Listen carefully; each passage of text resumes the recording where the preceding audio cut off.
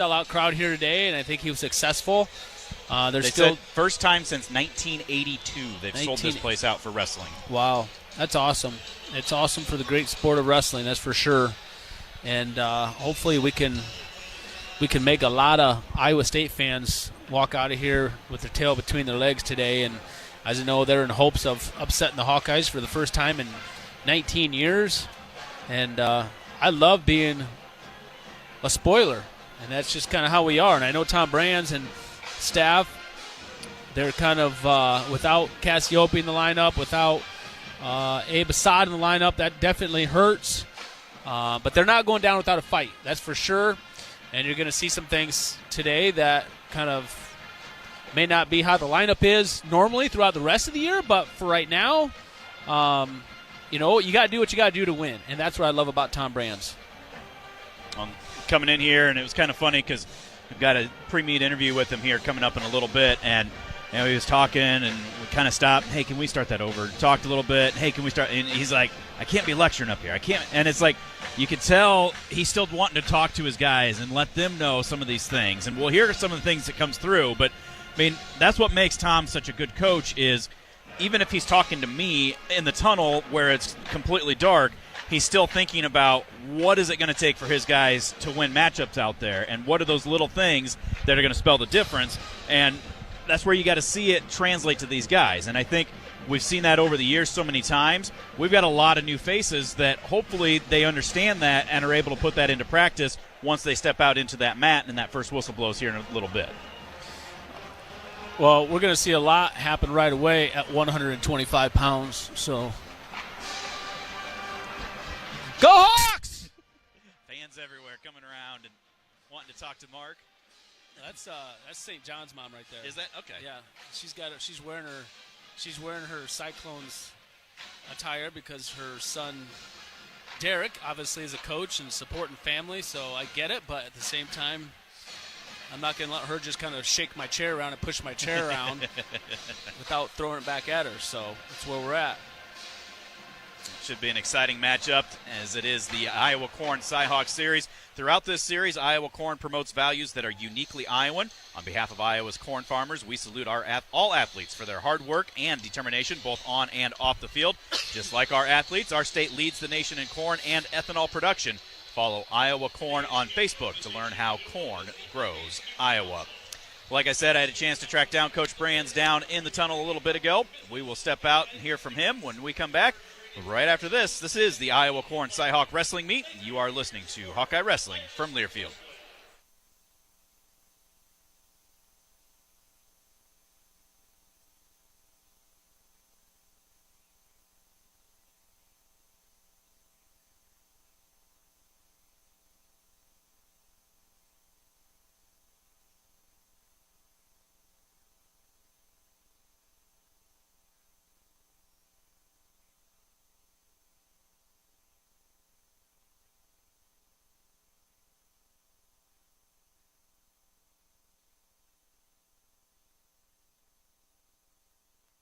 Welcome back to the pre-meet. Time now for our talk with Hawkeye coach Tom Brans, presented by Pioneer, and it is up here in Ames as we are here for the Iowa Corn Cy-Hawk Series, Iowa and Iowa State. Coach, all that we just say right there, Iowa Corn, Iowa State, Cy-Hawk, this is going to be a battle. Everybody's looking forward to this one. We know it's going to be intense out here today. Yeah, you mentioned earlier that coaches are looking forward to it, athletes are looking forward to it, the media is looking forward to it, you're looking forward to it. The fans are looking forward to it, and in situations like this, it's about being tough in tough situations and winning those tough situations. You got to be wrestling in all positions, and you got to be wrestling for 7 minutes. You got to dictate your style. Well, and it's a situation here where hostile environment, and you know that you got to dictate that whether it's good or bad. So go with the good, keep it building. If things are going bad, you want to try to turn that tide just a little bit back in your favor. Yeah, that's pretty good assessment there, Stephen. If it's going against you, you got to get it going in your way very quick. Don't let that clock tick against you. All that's great formula for all wrestling matches, but when the stakes are highest, hey, you got to be toughest. So we got to be at our toughest. Well, and you look, so much outside noise about this. Of course, everybody talking about this, but I know you and I have talked over the years many times. This is the most important thing because It's the next one on the match. It's the next one on the calendar. You got to be ready to go as soon as you step out there. That's all that really matters. That's how I was coached. That's the best way to control what you can control. And now it's time to get tough. Let's do it, Coach. Thanks very much for joining us. Let's do it. That's Hawkeye Coach Tom Brans, presented by Pioneer. Pioneer brand corn hybrids deliver proven performance bag after bag. Contact your local Pioneer sales rep to learn how you can get the most out of your acres. Back with more of the pre-meet right after this. You're listening to the Iowa Corn Cy-Hawk Series. This is Hawkeye Wrestling from Learfield.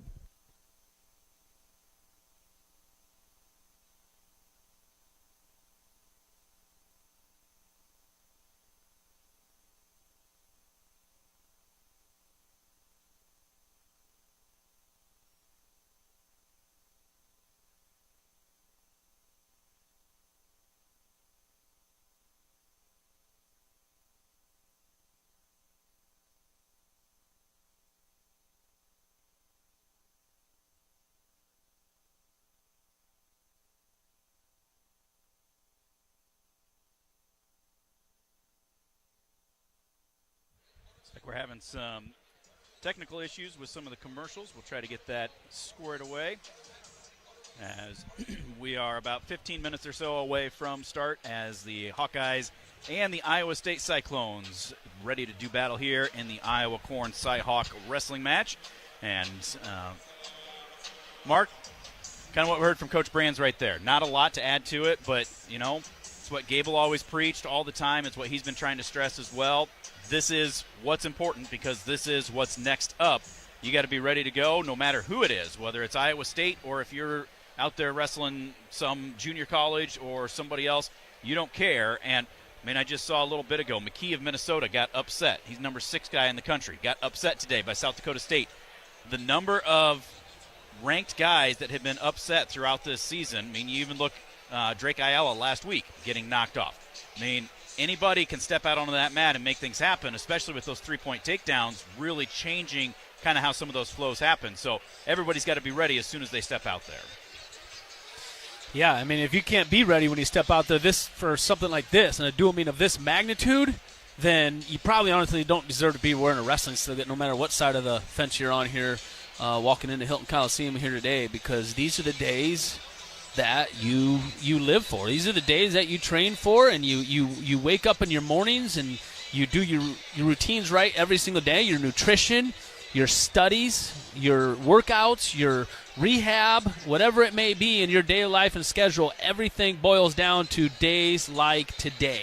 And that but it's easy because when you're in that spotlight on a regular basis, and that's your life, then that's your life. So that you have to do it right, and you don't know no different. And you're excited. If anything, the hardest thing that, probably coming into this is trying to calm yourself down and make sure that you get your rest and sleep well, and that you're relaxed coming in, and so that you can perform at your highest level. And sometimes that's hard to do when you're coming into hostile environments like this, when it's full of cardinal red and gold, and not very many Iowa fans in here, and it's a sellout crowd. First time in how many years? 1982? 1982 is the last time they sold this Hilton Coliseum out for a wrestling meet. And, the Iowa State's done a good job, and that's where Kevin Dresser is a very, very good coach, from the fact that he's a politician. He's a good advertiser. He's a good marketing type person, and he really does a good job exploiting times like this when his team is favored to win. So, and that's what he did today, and that's what these fans are here to expect, and we're here to shut it down. Time now for the playing of our national anthem.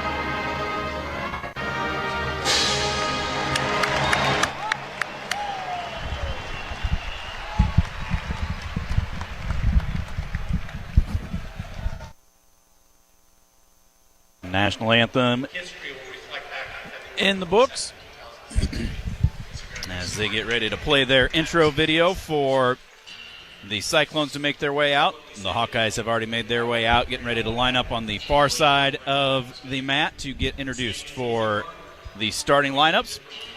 Let's take a look at our Hawkeye Women's Wrestling Update, brought to you by Riverside Casino and Golf Resort, featuring the Draft Day Sports Lounge, where you'll find great food, beverages, and the Top Golf Swing Suite ready to play. This past week on Tuesday, number 1 at 160 pounds, Marilyn Deedy won over Latifah McBride of Life College.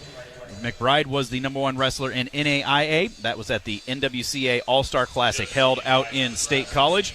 The Hawkeyes will return to action as a team on December 10th at the North Central College Invitational in Naperville, Illinois. Riverside Casino and Golf Resort, located just minutes south of Iowa City, is proud to be the presenting sponsor of the inaugural season of Hawkeye Women's Wrestling. Thank you, Riverside Casino and Golf Resort, for your partnership with the Iowa Hawkeyes.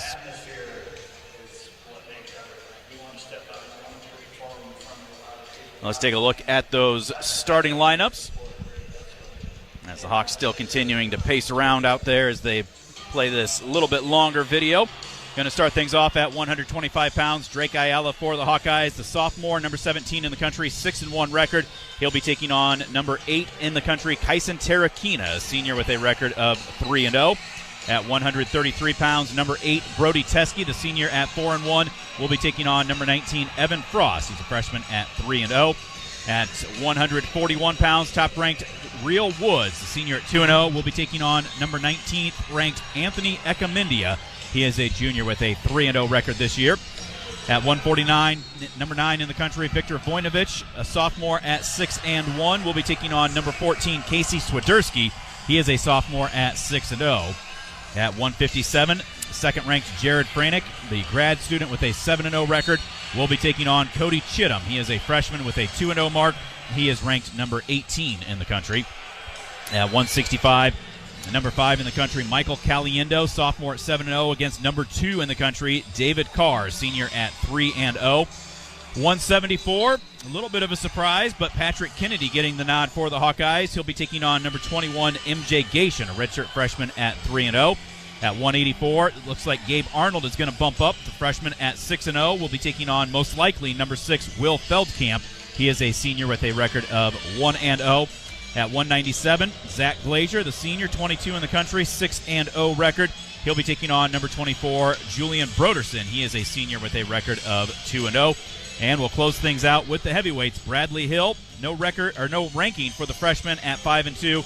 He'll be taking on number 7, Younger Bastida, a senior at 3-0. Sounded like Bastida put on about 40 pounds in the offseason to bump up from 197 to heavyweight. So, some interesting matchups, Mark. Interesting few different lineup choices there as well. But Coach Brans putting out who he thinks is going to be the best for opportunity for his guys to try to get the win here this afternoon. I think people are going to question whether that was the right move to do and bring Patrick Kennedy into the lineup today and move Gabe Arnold up today. Time will tell, I guess. But at the same time, I think that's what's needed in order to win this dual meet. And, this is what I love about Tom Brans. Tom Brans is a fighter. Tom Brans, there's probably maybe the only person on earth that hates to lose more than me is Tom Brans. And he's not going down without a fight, and he's going to find a way. And the good thing is guys like Patrick Kennedy, who hasn't even been on the mat one single time this year, he just come off of a knee surgery. Not too many people could you count on to come out here ready to go in an environment like this without even been on the mat one single time. But a guy like Patrick Kennedy, he lives for stuff like this. This is the guy to put in there. And then he got a Gabe Arnold in there at 174 pounds. Do you want to bump up an entire weight class and take on someone bigger than you when you're a true freshman? You've only had one match, basically like one match, and he's a gamer, and that's what he's about. So you have to, in order to do what Coach Tom Brans is doing right now, you have to have the right people to do it. And that's what I love about Patrick Kennedy and Gabe Arnold. Those are the right people to do it. Whether it works out in our favor or not is yet to see, but at the same time, That's what you got to do. You have the opportunity to do it. You have the artillery to do it. If they're in your arsenal, then you know what? Let's go out firing. Let's freaking fire the bullets. Let's go. Let's make it happen. Let's try and figure it out. Let's go out of here with a win. That's the only way we can do it, and God bless Tom Brans for it.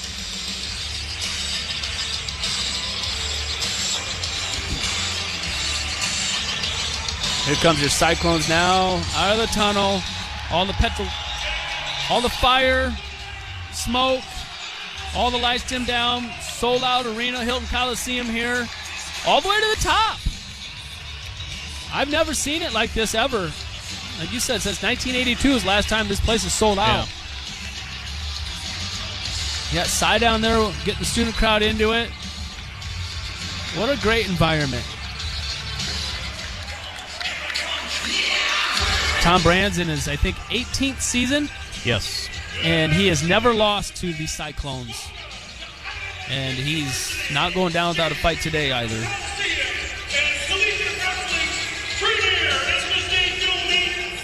I don't know who the referees are. I think the side referee is Kurt Frost, who's really good. Josh Briscoe is the head referee from Oklahoma. Josh Briscoe.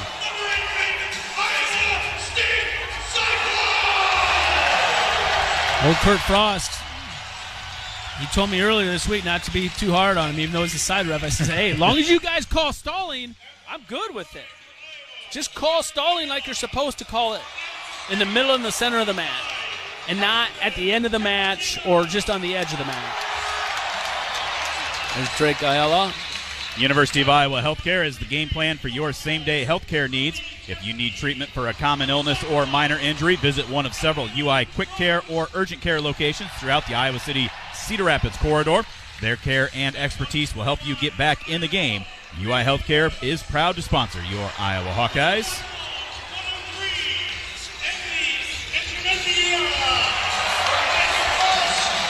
Iowa State wearing their robes.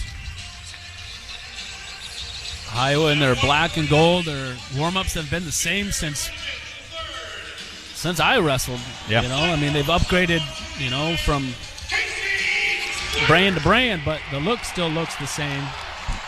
Man, there's going to be some barn burner matches today that you could go either way. A lot of text messages on the way here today from all kinds of fans watching from home, listening on the radio. They're actually here in person still. A lot of hype going into this dual meet and a lot of unknowns, which makes it fun and makes it interesting. Well, like a guy like Cody Chittum, you know, number one pound-for-pound recruit, came to Iowa City as a gray shirt, was wanting to do some training, get ready to go, and then decides to transfer and change his commitment, comes up here to Iowa State. Well, he's a darn good wrestler. He's a good young kid.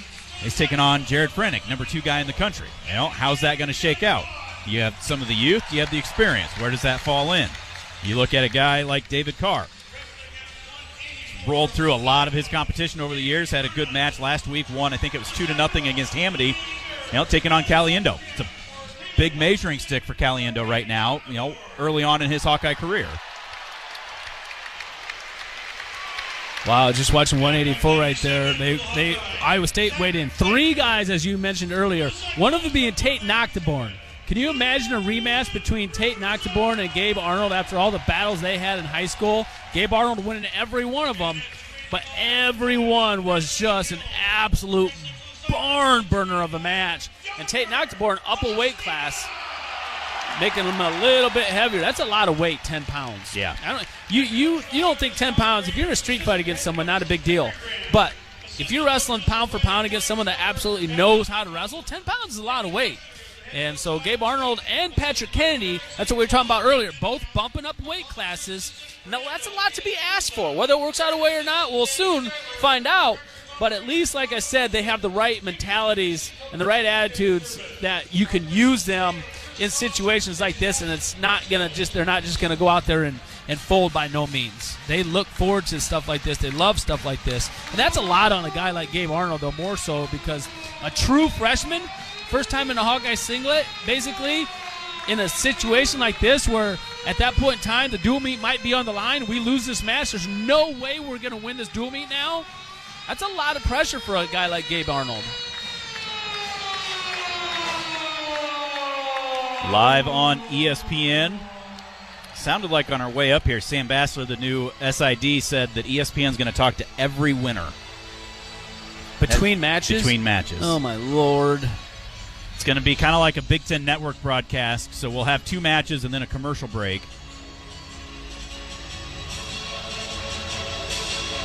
So we will get our share of commercials. Sounds like we should hopefully have those technical issues squared away. So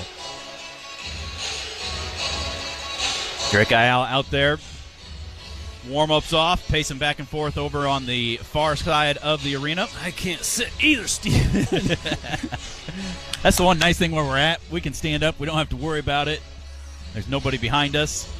Speaking of Drake Ayala, as I go to stand up because I can't sit, his dad walks right behind us. He's pacing too. He can't sit still either.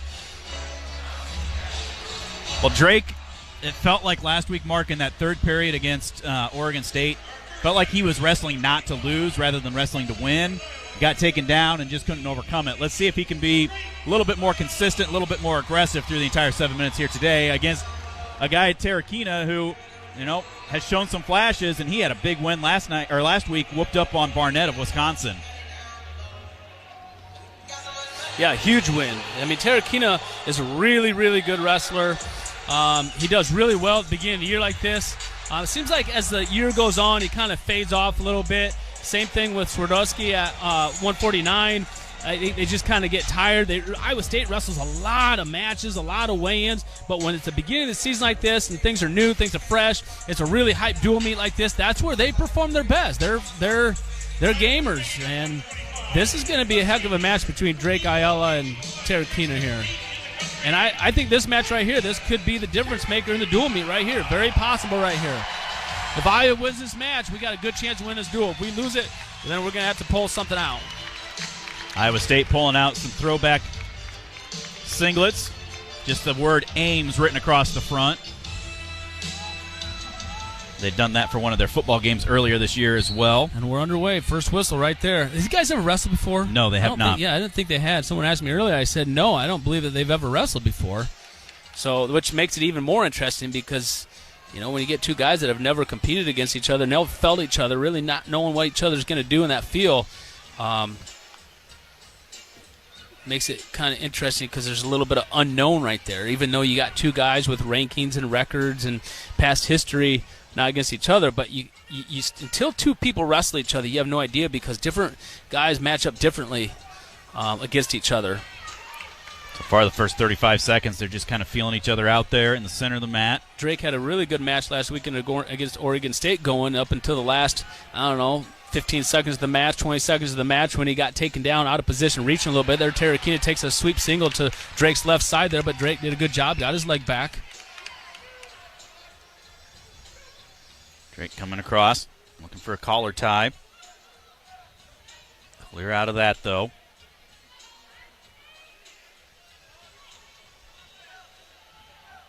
And Drake gets his hands onto him. Minute 49 to go here. First period, no score. First match of the afternoon. Come on, Drake. Got to get to the legs. This is what we were saying earlier, in the Oregon State meet. A lot of times, especially if guys haven't wrestled each other before or whatever, you're kind of hesitant to get in there. But the thing is, there's a shot by Drake right there. Sweep single. He's in tight here, trying to get the takedown here, cut in the corner, trying to elevate here. Come on, staying on it. Terrakina trying to kick out. Got all kinds of time ankle, here. Trying to get it up onto his hip. Terrakina's all the way to the edge. Drake's pulling him in. Oh, and Terrakina steps out of it. But what I was just saying was that it's at least good to get to the leg. Even if you don't finish, you have an opportunity to feel what their defense is like. Right. So let's say all of a sudden that's the end of the match. He has to score that takedown. Well, he hadn't felt that yet, and he didn't really know what Terrakina did defensively. And then Terrakina kicks out. We don't score. It's like, son of a gun, we lost the match. But now that we have felt that before, now we can better adjust and make the adjustments needed later on if need be. Terrakina snaps Ayala into a front headlock. Tried a knee tap right there. Over on the edge of the mat. Stalemate blown. 39 seconds to go here, first period. Terakina walking to the back to the mat really slow and just methodical. And that's the thing. He doesn't like to be pushed really, really hard. He likes to stay in really good position and not have to be use a lot of effort. He likes it. He's kind of like the Oregon State opponent he had last week. He likes to wait till the end and score at the end of periods or at the end of a match when he has to score. But up until then, he's very methodical. He's really hard to get in on. He's hard to score on. Drake's just got to find a way to get to him early here. We only got 15 seconds left to go here in the first period. Still 0-0. Drake was in on a shot deep. Sweep single. Thought should have been able to finish that as deep as he was a couple of different times, but Terakina just great defense and was balanced and was able to step out of it. End of the first period. No score. Terakina's choice. He's going to choose down to start the second period. Now remember, points for takedowns are now 3, Steven. Yep. Terakina up to his feet. Drake trying to ride it, but bam, immediately out. So 1-0 is the lead. Terakina drops in for a shot, but Drake able to get the legs back. Ayala trying to find that 2-on-1, but Terakina controlling his right arm. That was a great explosiveness off of the bottom by Terakina right there. Got up to his feet, hand control, and escaped immediately right away. Drake did not let him out by any means. That shows you how explosive this Terakina is. You got to wrestle him so smart. You can't just start getting lulled to sleep a little bit and just kind of out there walking through the motions. Nice job by Drake right there. Hand on his head. Heavy hand. Snapping. Trying to move Terakina. There Terakina tries dropping in. Drake did a good job fighting him off. Terakina opening up a little bit more in this here second period. He didn't take any shots that first period, but the second period he's taking about 3 shots. Drake with a 2-on-1 right now, trying to trip up Terakina, trying to get to an angle. Terakina limps arm out of that. Drake hits a sweep fake right there. A lot more action here in the second period. Another sweep attempt by Ayala, but Terakina just throws that right leg out of the way. Little slide by attempt. Come on, by Drake. Come on, finish this. Gets down to the leg. Finish. Trying to elevate it. Come on, down to the ankle. Get down to the ankle. Get down to the ankle. Terakina hopping around on that left leg, reaching back, trying to get a whizzer in. Don't let him whizzer that. You got to get down to the ankle. Take away his defense there. Terakina trying to kick out. Oh, not quite around the hips. Terakina on the edge. 2. Come on. No 2 yet. Terakina still showing 2 the right there. Give him a 2. Give him a 2. He's got the ankle. Give him a 2. Why does he not have 2? He's got the ankle right there. Kurt Frost trying to tell him to go around. Oh, thank you. My goodness, that was a 15-second takedown. And it was worth 3 as well, not 2. My goodness, nothing changed. Well, Kurt Frost, credit him. He's the one that went around, tried to get Briscoe to go to the other side so he could see that ankle, and Briscoe didn't move. So that's a lot of riding time right there. False start on Terakina. Thank you, Kurt Frost. But my goodness, nothing changed. For 15 seconds we had that takedown. Could have called him for fleeing the hole, too. Right out here. Sit out. Right out. 15 seconds. Come on, Drake. Dang it. God, dang it. Tina gets the escape. So that makes it 3-2 now in favor of Ayala. 5 seconds to go here in the second period. Come on, Drake. You got to go down, stud. You got to go down. You got to get out. So 3-2 right now. If Drake gets out, that makes it 4-2. Terakina sneaks the takedown in because of the 3-point takedown, then that makes it 4-3. No time here on the bottom. God dang it, we needed to ride him right there so bad.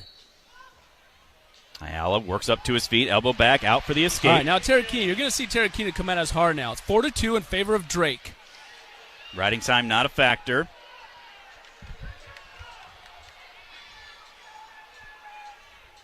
Been staying mostly in the center of the mat until we start those flurries and end up over on the edge. Drake looked like a little slide-by attempt, but didn't follow through with anything. Now looks for an underhook. Terakina sprawls back. Terakina right there trying to hit a reshot right there.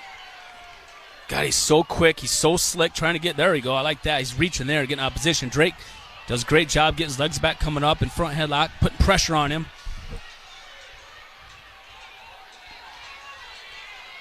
Drake wrestling down on a knee. Terakina tapping the forehead several times. Now Drake comes across. They're going to stop it. Locked fingers. Come on, Drake. 1:11 on the clock. Ayala leads 4-2.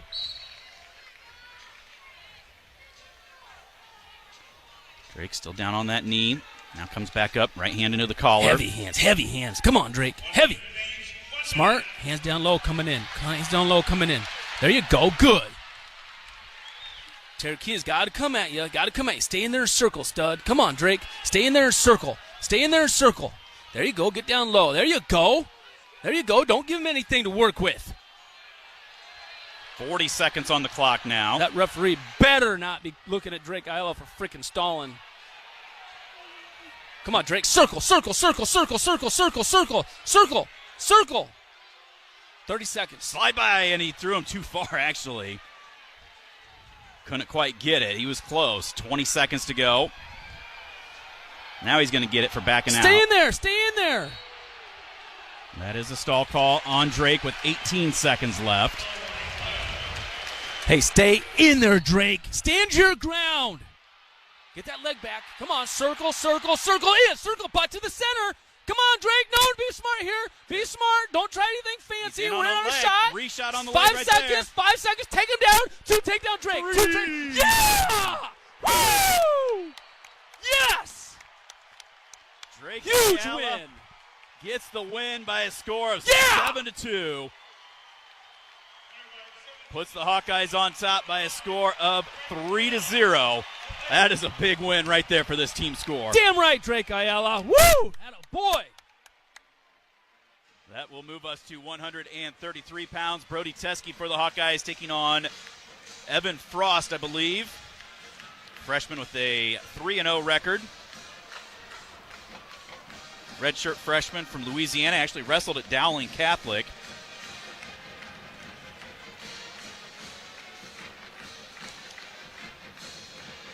Him and his twin brother, Jacob.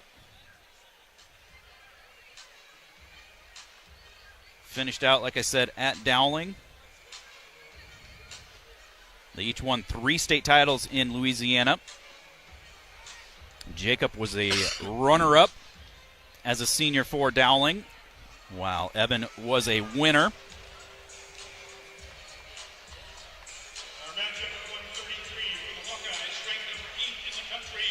This is another guys that never wrestled before, right? Yeah, there's no previous matchups in any of these.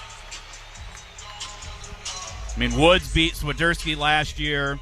Teske's actually wrestled Cherokee a couple of times when he was at UNI, and they were both wrestling at 125. That match was huge, Steven. Huge. There's going to be a few more of those. Oh, yeah. But that match was huge. Every match in this dual meet's huge, but we needed that to have that match. Now Brody Teske has to follow suit. This is one where we're favored. We should win this match, but Brody has to be able to wrestle 7 minutes. He sometimes have hiccups in minutes in matches where he ends up giving points up, and we cannot allow that to happen. And the way that Drake finished that off with a takedown with an exclamation point, yeah, just freaking nail in the coffin, dude. Nail in the coffin. Join the Iowa Lottery VIP Club and enter to win tickets to see sold-out Iowa men's wrestling with the Countdown to Carver promotion. Play Hawkeye Gold scratch tickets today. You could just feel the air kind of seep out of the building with that victory right there. We just got to keep taking it out now.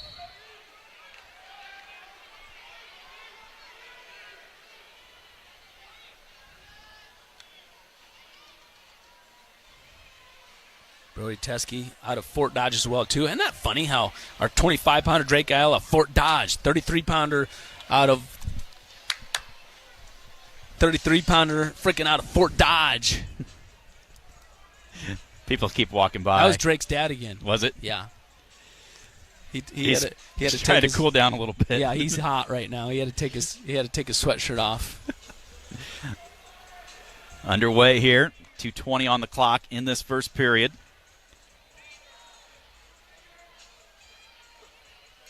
Teske. Come on, man, Teske. Come on.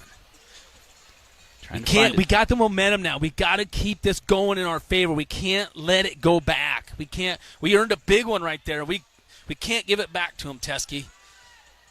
Got to make it a hard 7-minute match, though. Make it a 7-minute match. Who was he wrestling for Okie State last year? He had on the ropes because he was wrestling so hard. Ended up getting beat, but he wrestled so well. God, that was a great match. That's what we need right now out of Brody Teske. How he wrestled that match. There's a nice shot by Brody. Nice low single from a non-tie. Comes out the back door. Uh-oh, he's about ready to give up the takedown here. Watch this neutral danger stuff. As Evan Frost has him. See, this is what makes me nervous. As Teske finds his way, sometimes on his back. So far, though, he's Whizzer. No takedown. Comes up. He's still around the seatbelt on that Whizzer. He's stepped over the ankle, trying to step all the way across. Now trying to readjust. Comes Up back your out feet. front. Frost tried to get in on a reshot wow, there. we dodged a bullet there, Brody Teske. Woo! Good job, kid. Good job. He took a shot, a good shot, but he got caught rolling around, and that's why you don't roll. Now he's right back in on a shot again. Frost ends up ankle picking us. Now it's kind of a scrap situation again. God dang it. Come on. Brody's Keep still your down on feet that. back. Our finishes are so sloppy. Yeah. Up with it now. Up with it. Take away his defense. Trying to stand up. Frost hopping There you around go. there. Take He's it starting high. to get it Take up. it high. Take it high. Ah, Even we higher, lose we it. lost the grip. God dang it.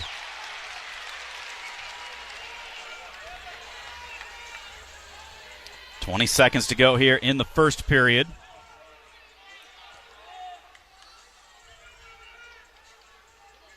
Well, that's good, though. He's getting Yep. to the legs. He's feeling it. Just have to have more solid finishes, quicker finishes. You know, that low single that he hit right away, and then he came up with it, but his head was down on the mat. First period comes to an end, no score. Teske defers. Frost will choose down.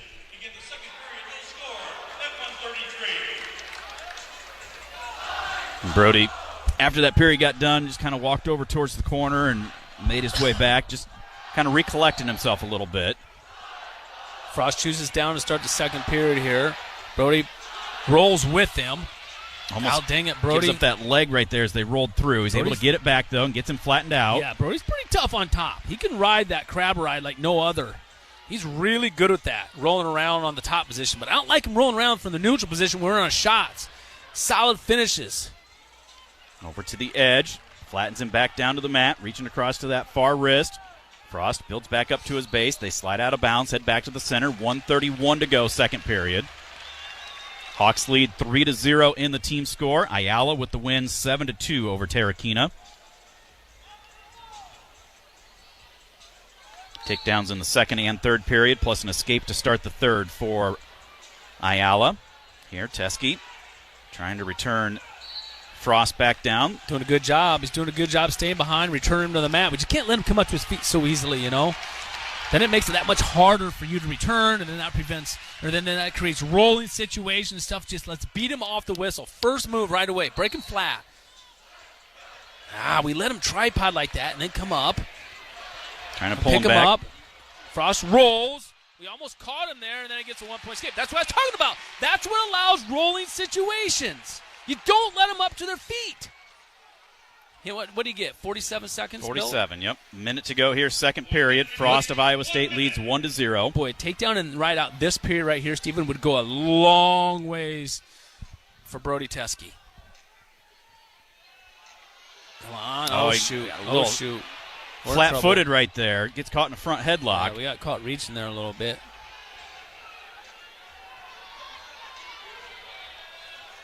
Brody able to clear his head up. Now comes up with an underhook here.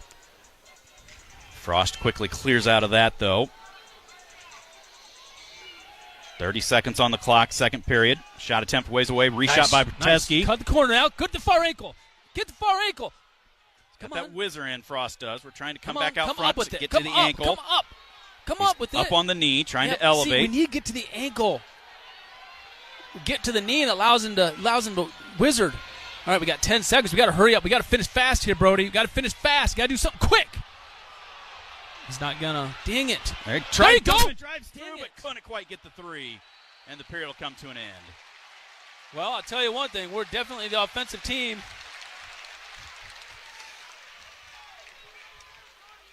Teske's choice. He's going to start down. He's got 47 seconds built towards his riding time. Frost leading 1-0.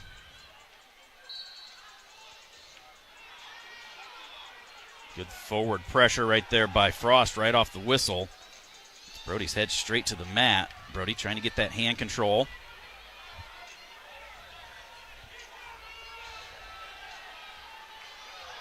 Now gets flattened out, rebuilds the base. Frost working hard on that right wrist. Brody gets that cleared out. Now works up to his feet. Frost just lets him away for the escape. So a minute and a half to go, tied up at 1. Going to come down to this. We've been in on him deep 3 times and not been able to score, and then he gets on us once right here, tight, and he's going to get the score. And there's they almost ripped the 2-point takedown there, but he's going to get it here. There's the 2. Dang it. They're batting 1,000. We're 0 for 3. Now, Teske, you got to come up to your feet. You got to get an escape stud right away. Escape and takedown. Got to his feet, puts but us back down. Frost puts us down. We try rolling through, get held there for a 1 count. Only a minute to go now. We're in a lot of trouble here.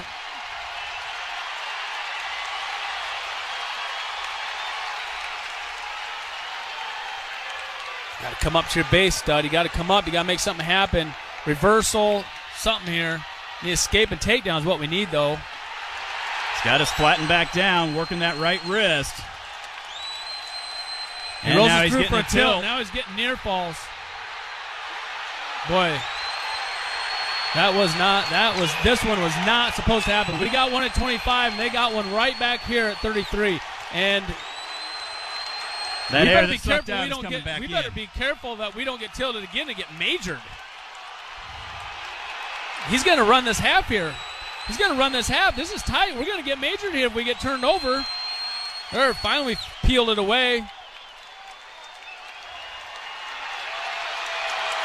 Well, they got it one there, right back in, 3-3. 8-1 is the final score in favor of Frost.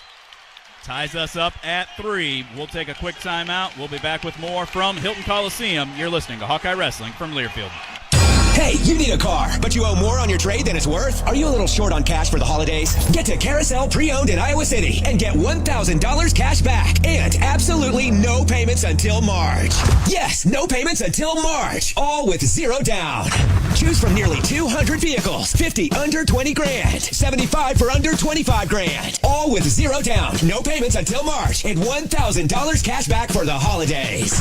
Payments starting at just $159 per month. So bring any trade, and Mr. Vice the Trade Man will give you up to $2 grand over Kelly Blue Book fair market value. Plus, you'll get $1,000 cash back. Only at Carousel Pre-Owned on Waterfront next to Hy-Vee.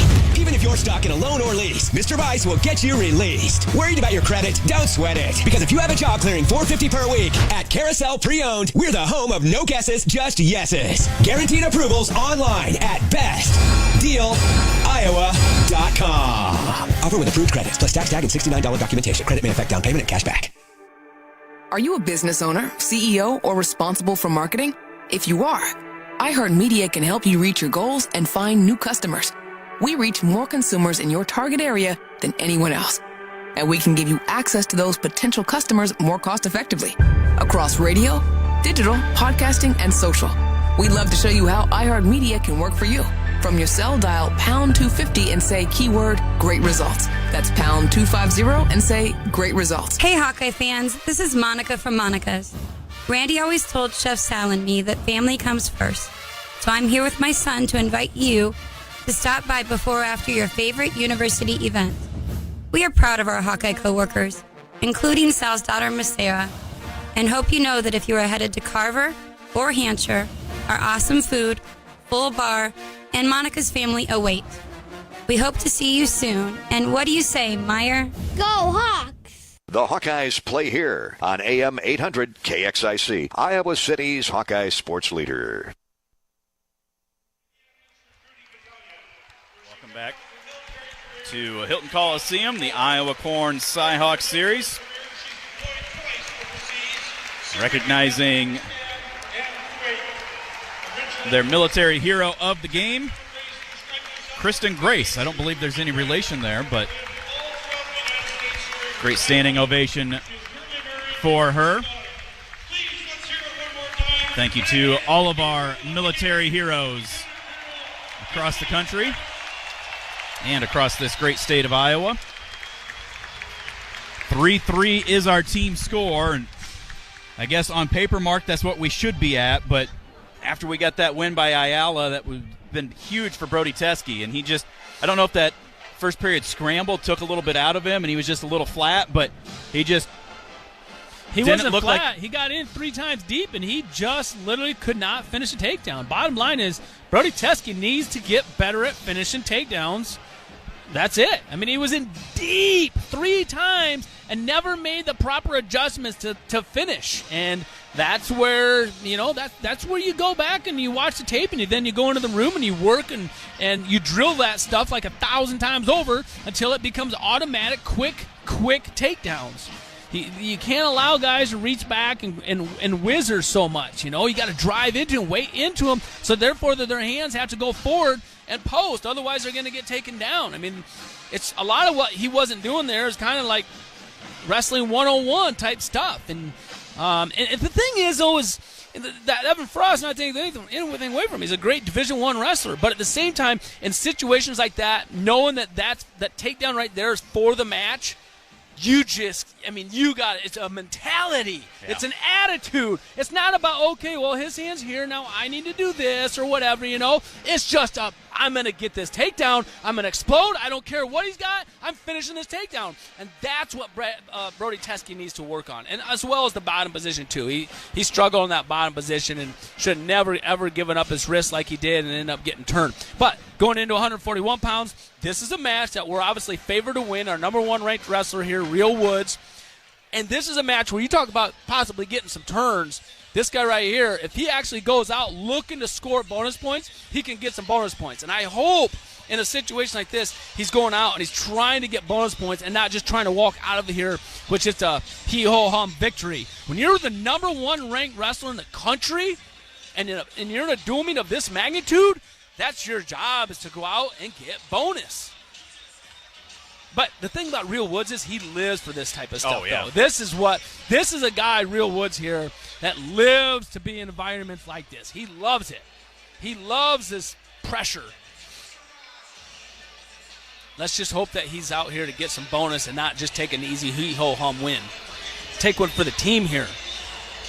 Freaking wrestle until that clock ticks off. Every second of it, trying to score points. Anthony Ecamendia started his career at Ohio State. Hails from Cuba originally. I think he had taken a year off at some point and then ended up here in Ames. Doesn't show in the notes, but I almost want to say that we wrestled him when he was at Ohio State and pinned him. He was a 41-pounder before Woods from Missouri. Yeah.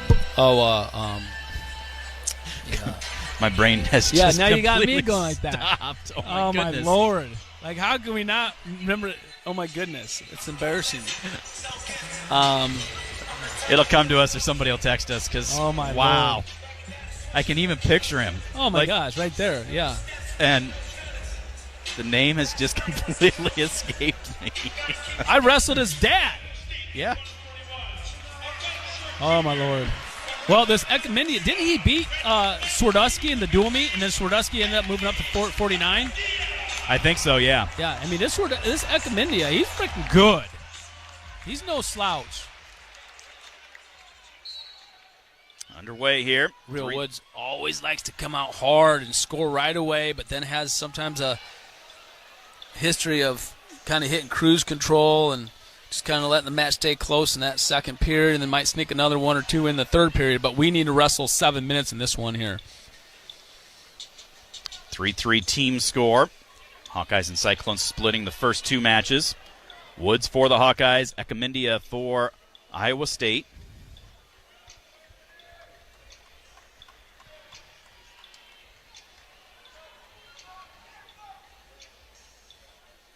Ecamendia. ESPN rolling out the red carpet. They're bringing all their big dog announcers here, analysis. First time they've ever had a dual meet on the main ESPN channel. They've done ESPN-U and 2 a couple of times. This is the first time on the main ESPN. Minute gone by here, no score. Woods and Ecamendia. No score, no action. Usually Rio comes out a lot harder than this. Yeah.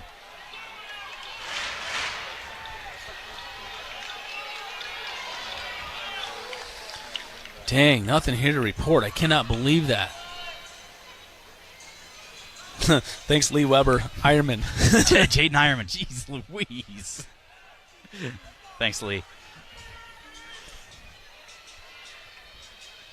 That's a shot by Ekamindia. Real, though, able to sprawl back out of the way. Real starting to change levels again a little bit.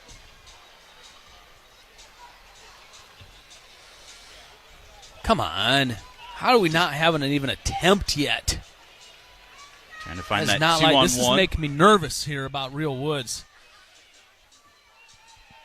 I mean, I know this Ekamindia here, he is no slouch, that is for sure, but Woods trying to force that 2-on-1 and actually gives an underhook to Ekamindia. Tried an inside trip, but we stepped out of it.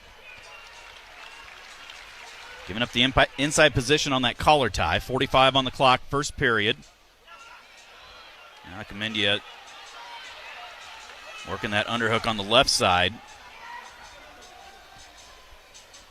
Real clears out of it. dual meet score tied 3-3. Brody Teske getting a big, Drake Ellis getting a big win for us at 25, and then Brody Teske getting a big loss for us at 33. 15 on the clock. A lot of 2-on-1s here by Real. There's a nice double attempt by Ekamindia, but Woods able to keep the hips into him. Well, he switches off to a single. He got his hands locked, but we got our legs back, and that's going to end the first period there. No score, no shots by Real Woods. I do not like seeing that. Ekamindia's choice, he's going to defer, so Woods is going to start down. That is not like Real Woods.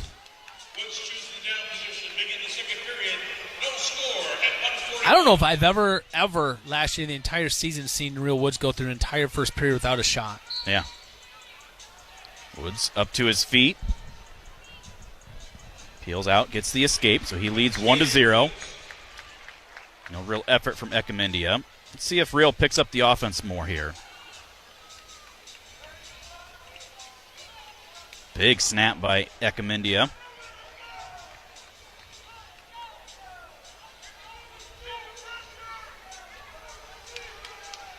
Real again, bouncing up and down a couple of times. Honestly, Ekamindia has been the aggressor with the hand fighting too. Really been kind of stalking us, coming at us. We're kind of backing out a little bit. We're just trying to get to a position again where we kind of feel comfortable from a non-tie, and Ekamindia keeps closing the gap on us. I mean, we just don't look like we feel comfortable tied up with Ekamindia. Ekamindia snaps us right down to the mat right there. We got to find a way to his legs, though. I mean, we're not here to freaking hand fight. We're here to hit leg attacks and score takedowns. Come on. 1 minute to go here in the second period. 1-0 in favor of Real Woods.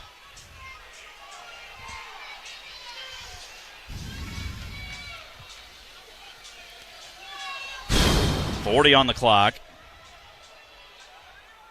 This is one of those where, I mean, you're talking bonus points, and now we're like, how can we try to find any sort of offense just to win? Well, that's what I'm saying here. That's like, my goodness. This isn't Real Woods that we're used to seeing. This isn't the real. No. I mean, Real Woods should be out there literally trying to find bonus and lighten that scoreboard up right now. Right now, we're acting like this is the national finals, and we're just trying to keep it close and sneak a takedown in the end to win. That's not how Real Woods operates normally. Woods will take a 1-0 lead into the third. We've gone through 4 minutes and 55 seconds on the feet, and Real Woods has yet to take a single, even attempt a shot. Call him for stalling. Ekamindia takes neutral here to begin the third. He senses that same thing. Well, Ekamindia is smart and doesn't want to go underneath Real. That's where I'm telling you, Real could really rack up some near falls. But there's a stall call on Real Woods, and that is 100% deserving, too. Ekamindia has taken one shot, but Real's just backing out a lot. There's a shot by Real, misdirection shot, didn't get to the legs. Caught in a front headlock underneath. Trying to wrestle up out of this. Still hanging on and touching the leg with that left arm. Stalemate blown, 1:24 to go. I don't like the composure of Real Woods right now, Steven. I just don't like it. I don't like the body language. He does not look comfortable. He doesn't look good. Doesn't look like a normal self, that's for sure. Ekamindia got us into a deep front headlock again, and we step out of it. Ekamindia takes another shot on us. I mean, we're going to give up another stall call. It's tied 1-1. We're not winning this 1-0. There's a minute left in this match. There's no way we're getting out of here without another stall call if we don't fire off a shot or two. Metcalf up in the corner for Iowa State, telling Ekamindia to stay on the attack. Stay on the attack. Real Woods, you got to get some shots off, kid. Swipes the arm at the leg right there. 45 on the clock. Ekamindia, another attempt. Real touched the leg, almost like a half reshot. One more of those, and that's another stall call. 30 on the clock. There it is. That should be another stall call. They didn't get him. Ekamindia comes up with an underhook, trying to throw it by. Real. There it is. It's tied up 1-1. Now and Ekamindia's in deep on a shot. Comes up into a body lock situation. Real's pretty good here, though. Tries inside trips, tied 1-1. Ekamindia trying to throw Real. Real throws. Ekamindia tries stepping over, almost gives up a takedown there. Ekamindia comes around. Real somersaults through. They stop the clock with 1 second. I don't know what's going on here. I don't know if they thought time had run out. They're going to go back and review it themselves. Kurt Frost is saying, no, there was nothing. Why was there... When I looked over and Kurt Frost is saying no more time, I saw 2 seconds. Yeah, I don't know. It's going to go overtime. So tied up at 1, we go to sudden victory.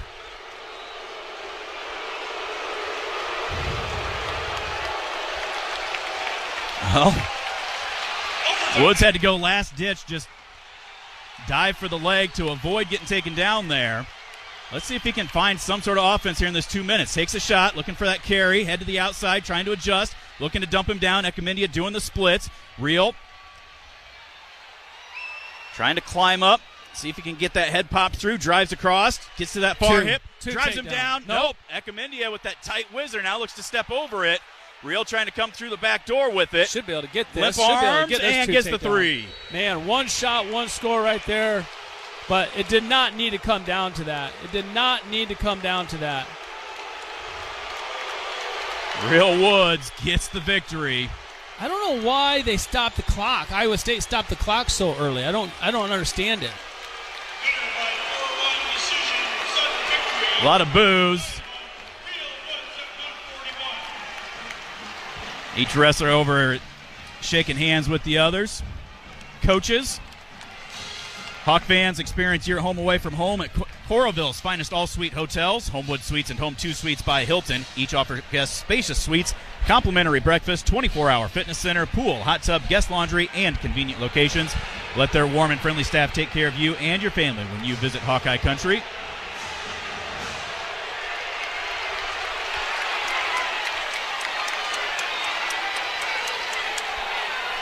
Dresser and Metcalf talking to Kurt Frost about controlling the corner down there. Metcalf keeps looking over the eye bench, trying to heckle Tom and Terry and all their guys. Come on, Metcalf. You're classier than that. Why do you got? Well, just concentrate on your own guys, okay? Spend your time looking at your own guys. Got to give Jessica props. She also knew that it was Jaden Ironman.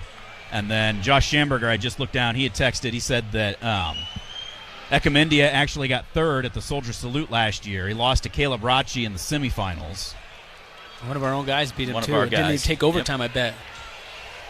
I don't know what is up with Real Woods there. All right, here comes another real pivotal match right here. Real pivotal match.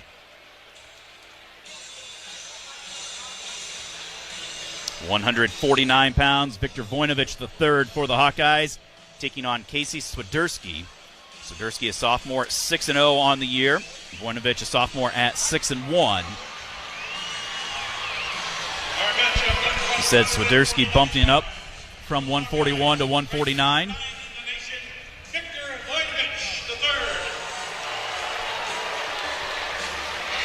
6-3 is the lead for the Hawkeyes in the team score.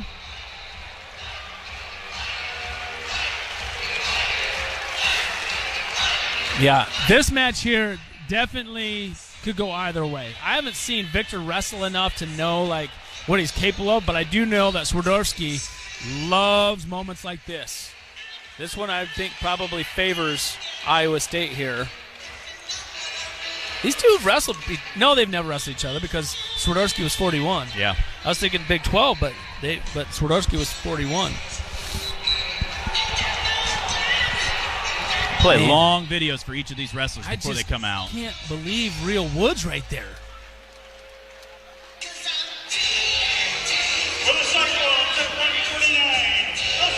A little TNT Dynamite AC/DC going.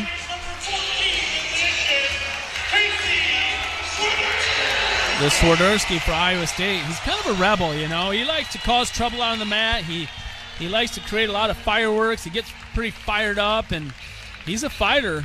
He wanted to fight Real Woods last year, have that match instead of wrestle him, and hopefully that wakes up Victor a little bit. Victor's kind of a sleepy guy and just kind of slow, just kind of methodical or whatever. I haven't seen him enough to really know, but hopefully he's got some orneriness in him and he can dish some of that back to Swiderski here. Underway, 149 pounds.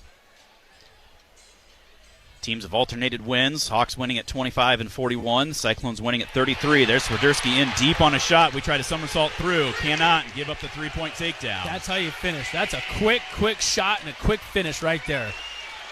Took it high. We tried to roll on him, and it didn't matter. That's how you finish a takedown right there. That's what Brody Teske needs to look at.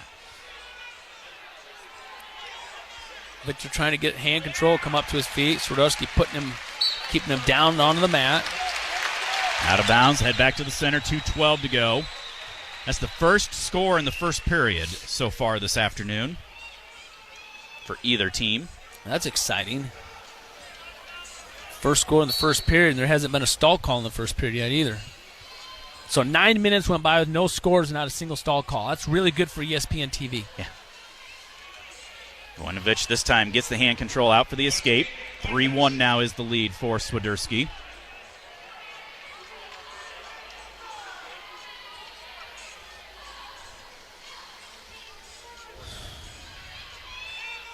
Let's see how Victor responds now. Voinovich does have that knee brace on his left leg.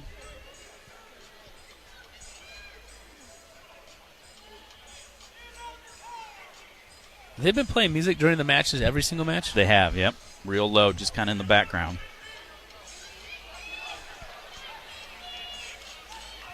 That's not really, really low. I mean, we can hear it over our headsets. That's I guess low for an arena, but minute 10 to go, first period. Voinovich for the Hawkeyes, trailing 3-1.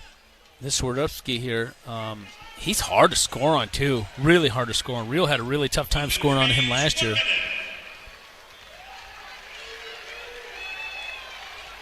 What's the Swiderski ranked?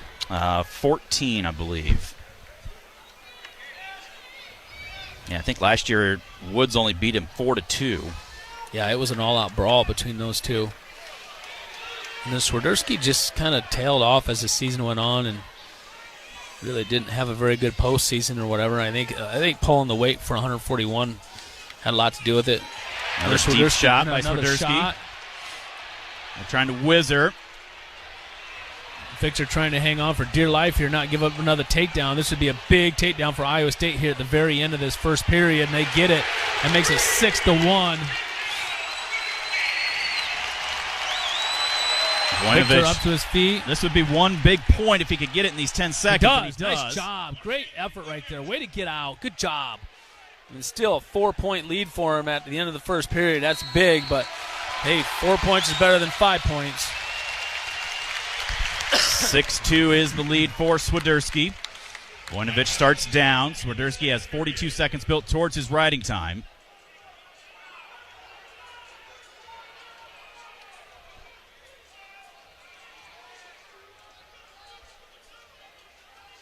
Voinovich set. Swiderski covers. Victor up to his feet. Hand control out for the escape. Drops right in for a shot. Couldn't get it. Reshot attempt by Swiderski.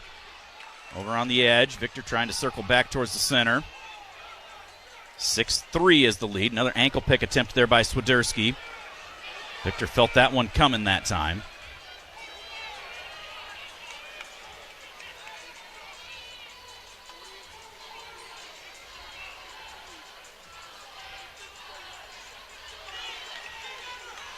Victor, right hand on the collar. Now Swiderski clears out of that.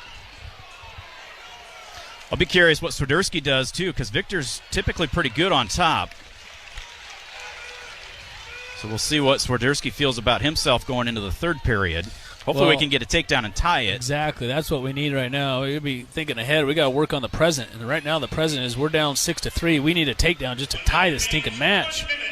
Come on, Victor. Swiderski's taken 2 shots and he's gotten 2 takedowns.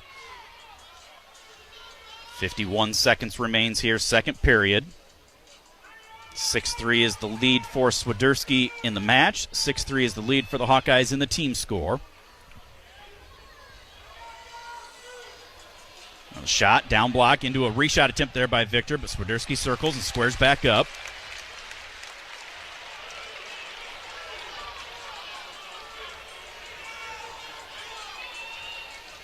.20 seconds remains in the second.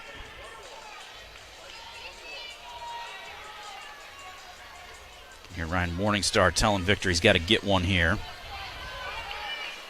Swiderski, nice little misdirection, tried to get it into a duck up into a body lock. But yeah, that was a great shot, great attempt at trying to hit a kind of a duck to a body lock right there and almost got it. And there's a stall call on Voinovich right at the very end of the period, and I'm not going to argue that. Swiderski's going to go neutral is what Derek St. John says. He tried pleading his case several times, but Derek said, nope, you're going neutral.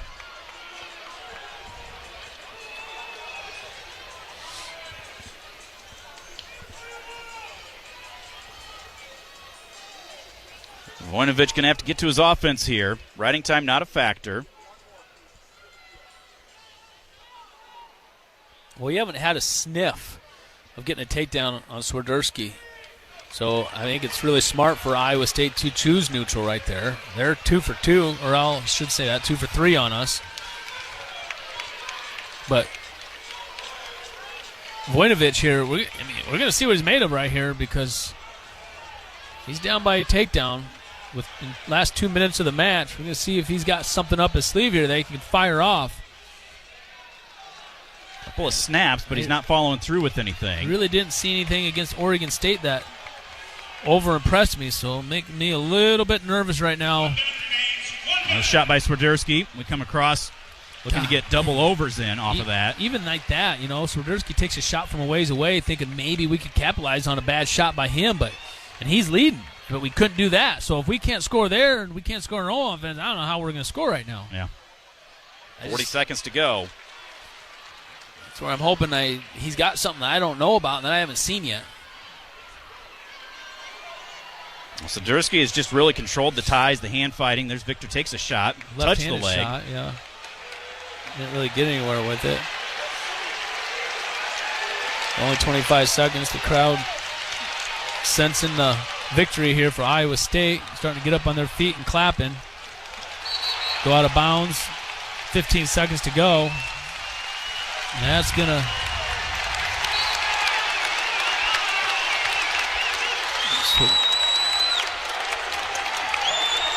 bring them to their feet. Voinovich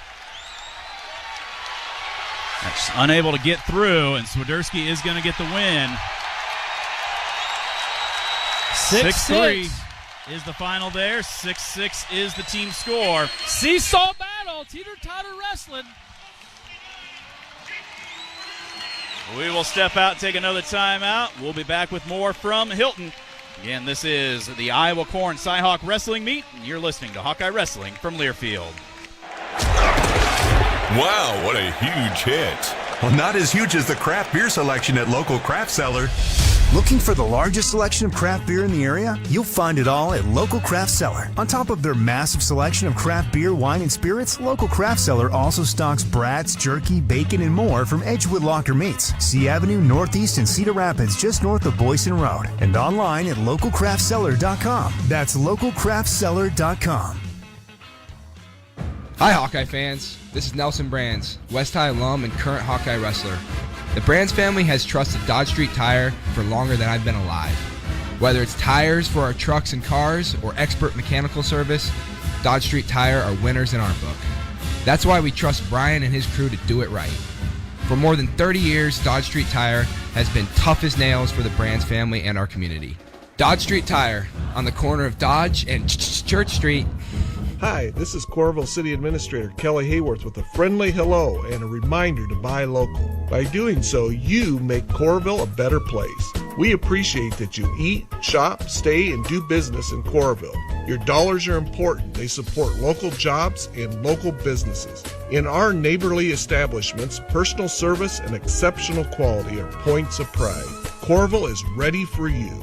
Thank you for eating, shopping, and doing business in Coralville. Save big money right now at Menards. Always give your pet the best with Merrick grain-free dog food. It's made with real ingredients from right here in the U.S. to provide your pet with a balanced nutrition. Real meat is the first ingredient, and the recipe is specially balanced with protein, healthy fat, and fresh produce. Save big money and pick up a 22-pound bag for $76.98. Price is good through December 3rd. Warm season's greetings to you all from Menards.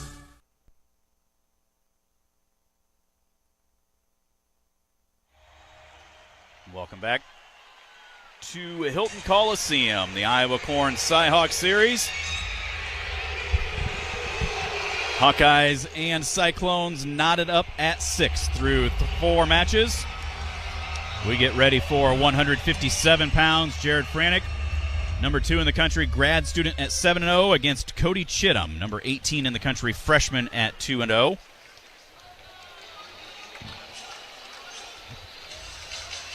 This emotional roller coaster, Mark. I mean, this is what we expected it would be, and this is where those guys that you talked about, you know, some of those guys bumping up here in the second half of this dual meet, really got to be able to stem that, not allow things get into their head, and just focus on what they need to do. They can only control what they can control when it's their time to step out there. That starts with Franick right now, coming out, trying to turn that tide, get momentum going into the intermission.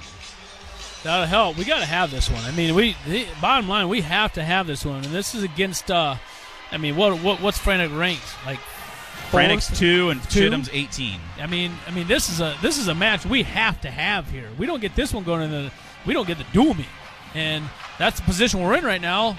You know, I think losing 33 really put us in this position where we're must win. 49, that was kind of a toss-up, could go either way match, but 33, that was a one that we should have, would have, could have had. But as I say, 3 wrestlers just about made it, and you know, this is a former Hawkeye. We're wrestling a former Hawkeye that was there this summer, and he transferred over to Iowa State, and there's some drama there a little bit, and this is just a must-win situation for Franick against a really scrappy, just lay it all on the line type of wrestler like Cody Chittum. This was a big pickup for Iowa State, and they love it. They love taking a guy from Iowa and putting him out here on the mat and having an opportunity to kind of like throw it back at us. Like, you know, you had this guy, we took him, and now we're using him to beat you. And Franick cannot allow that to happen. Oak Knoll's mission is to provide exceptional retirement living and health services through Life Care, a not-for-profit life plan community serving the Iowa City community for 57 years. Oak Knoll is conveniently located near the University of Iowa hospitals and clinics, Kinnick Stadium, Carver Hawkeye Arena, and downtown Iowa City. Proud sponsor of Hawkeye Athletics. Visit oakknoll.com to learn more.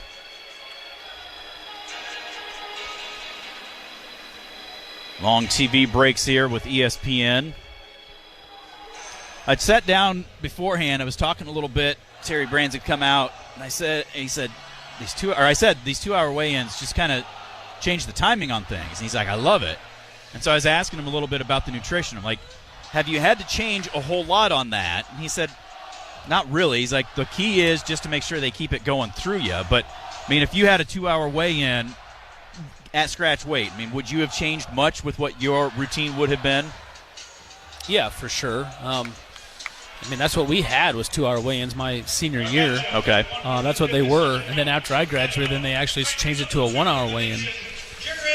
So, but yeah, an hour is a lot of time. That's an awful lot, especially if you're a lightweight, like 25. If you're in the first half of this lineup, that's a lot of time to where you could eat a little bit more. You got to, like Terry said, make sure you keep something going through you. Eat a little bit more, something solid than you normally would, so you're not just out there on liquids. And, that really helps out 25, 33, 41 especially. It's funny because Tom said, got to be a little more patient with it. He's used to the weigh-in, and you just get ready to go, and you got that extra hour that you're just kind of wandering around. And yeah, got to relax, stay calm. I would try to take a nap. Every time I get done weighing, I go eat my food, and I would literally take a nap. Just a quick, maybe a half-hour nap. Yeah. Let that food settle, and then get up, get a little bit more in you, and then start getting your warm-up in. Underway here, Franek and Chittum. 6-6 is the team score. Chittum, highly touted recruit, coming out of Tennessee.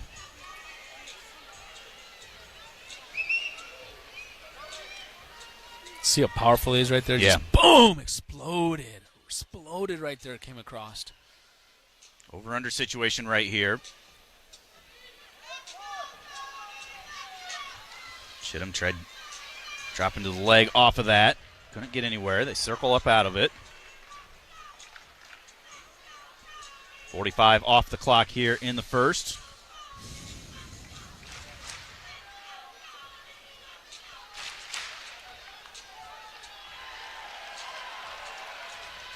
I haven't seen... Shot by Chittum from a ways away. Franek able to sprawl back. Has Chittum in a front headlock. Franek for the Hawkeyes. Chittum for the Cyclones. Franek's got that right arm trapped in that front headlock and stalemate blown. First period takedown will go a long ways. Something we haven't gotten yet. Nope. There's Franek, gets to the leg, cuts off to a double and gets the 3. For a second, but we got it. That comes out front. Chittum has that front head. There's the escape awarded.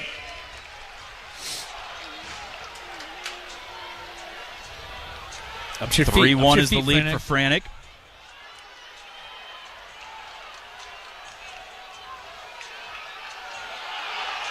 Come on, up to your feet, Franek. Come on. Stalemate it.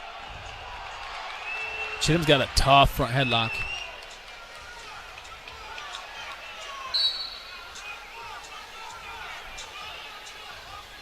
Shot attempt there by Chittum, and Franek just throws his leg out of the way.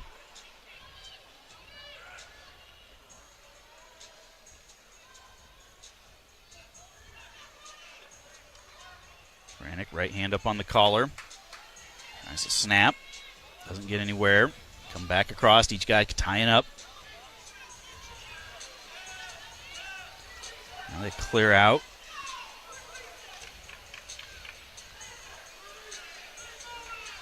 .30 seconds to go. Chittum changed levels there, but Franek just kept the legs back and waited for him to square back up. Chittum comes back underhook on that left side. Franek trying to push that clear out of it. Does so as they circle back towards the center. That's pretty much going to do it for the first period here. At least we got a takedown in the first period, something we haven't done yet so far in this dual meet. So that's good. That's good for Franek. Chittum's choice. He is going to choose down to start the second period. Still a haircut. Normally long hair. Up to his feet right away. Franek does a good job, grabs the ankle, takes him back down. Sleep, like to see him put on a big ride here. Tripod by Chittum. Scooting those hips away, up to his feet. Hand control, out for the escape. 3-2. Favor of Franek. Dual meet all tied up 6-6 right now. Both Iowa and Iowa State each winning 2 matches apiece.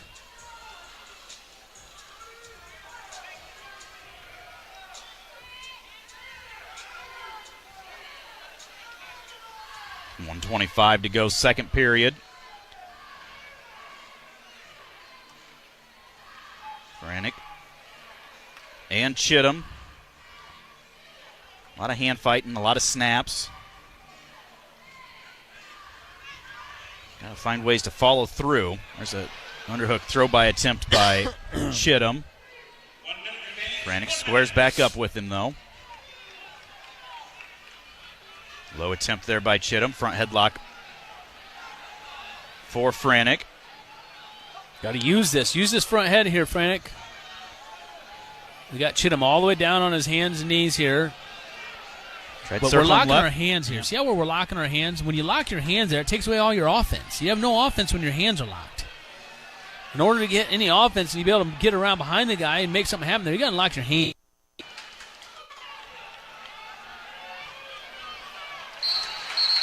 .25 seconds left. Now we've got blood time, it looks like, on Franek.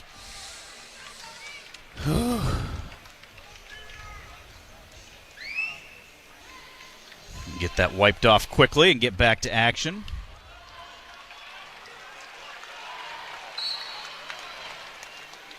Chittum looked like he was trying to set up a misdirection move right there, but Franek just kept the arms down.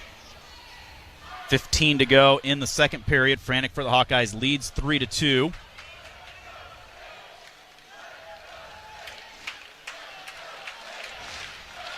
And it looks like that will be our score as we head to period number 3. Franek will have his choice.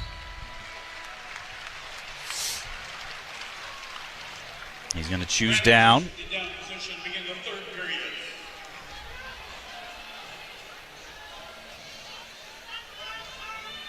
Franek set. I just haven't seen this, these guys wrestle enough,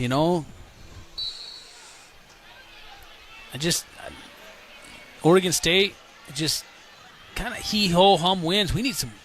There's a nice almost reversal by Franek. There you go. Got to his feet. Chittum tried to pull him back down, and he just threw the arms up over, almost slid around and turned back into his lap. But Chittum able to scramble and get away from it. Makes it 4-2 now, though, in favor of Franek.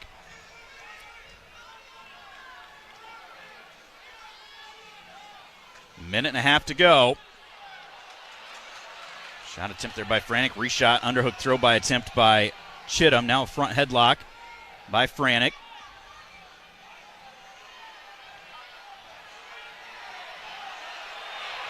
Not any advancement here. Now Chittum drops down to Franek drops down to the leg. Chittum tries to somersault over top of us, and they go out of bounds. Head back to the center. That shows you right there. You can't get complacent and lazy on the edge of the mat with Chittum.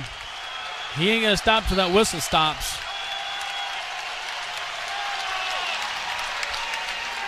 1 minute to go in this match. We're up 4-2.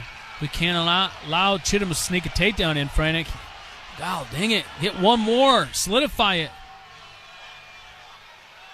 There's a shot by Chittum right there. A nice shot, and he almost took Trent down, but Trent did a great job hip heisting out at the last second, squared his hips and prevented the takedown. 40 seconds to go here, but again, he's in that front headlock with his hands locked. I'd like to be able to see us do something offensive here. Far ankle pick. Look at how Chittum's left foot's right up there. Pick it right there. Stalemate with 29 on the clock. That's what I'm thinking, but if you see, he's got that arm across and Chittum's holding that elbow. He can't clear that right arm out to get over there. All he's got to do is lock his hands. He just has to unlock his hands, and it's free to go move about, cabin, as they say. Just go. Misdirection attempt again by Chittum. 15 on the clock. Franek's going to get dinged for a stall call here momentarily. There it is. Stay in there. Stay in there. There you go. Good job circling. That's going to give it for us. We're going to win 4-2. No, they're going over there. They're going to go look at it. Chittum right on the edge. Right on the edge. Hustled around behind Franek. I thought time was out. Either time was out and or they were out of bounds. That's what they're going to go look at right here. One way or the other. Again, we just got done saying that. You can't relax against a guy like Chittum on the edge of the mat. Well, stay tuned at halftime. We're going to hear from Stan Nelson. He is the president of the Iowa Corn Growers Promotion Board. Talk a little bit about the Iowa Corn Cyhawk Series. So as it stands, it's 0. There's no time left on the clock right now in this match. Franek's winning 4-2, but there's a questionable call right on the very end. Chittum kind of got around behind Franek when he stopped wrestling. You can see it right there, right here in the replay. And he was in bounds, but I don't know if there was time. But see, look at that. I don't know if there was time. I don't think left. there was time. I don't know if there was time left. I'd like to see that replay again because there was a clock behind there in the background. I mean, he was in bounds, but was there time left?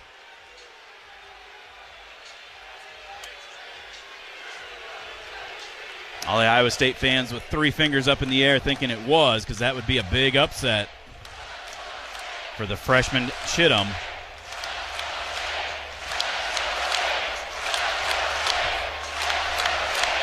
Well, that interview coming up during intermission, I did it earlier this week.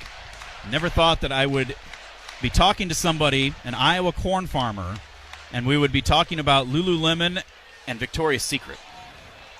Wow, that's interesting. Some interesting things on the horizon for Iowa's corn farmers. Okay, there's the replay, but where's the time at? I can't see the time. Frost is standing in front of the clock in front of the scores table, so I can't see the time. Well, it was for sure a takedown if the time had not expired. I can't tell about the time. No takedown. So it stands as called. 4-2 will be the win for Franek. And the Hawkeyes will head to the intermission on top by a score of 9-6. We'll take a timeout. When we come back, we will hear from Stan Nelson with Iowa Corn. You're listening to the Iowa Corn Cyhawk Wrestling Meet. This is Hawkeye Wrestling from Learfield.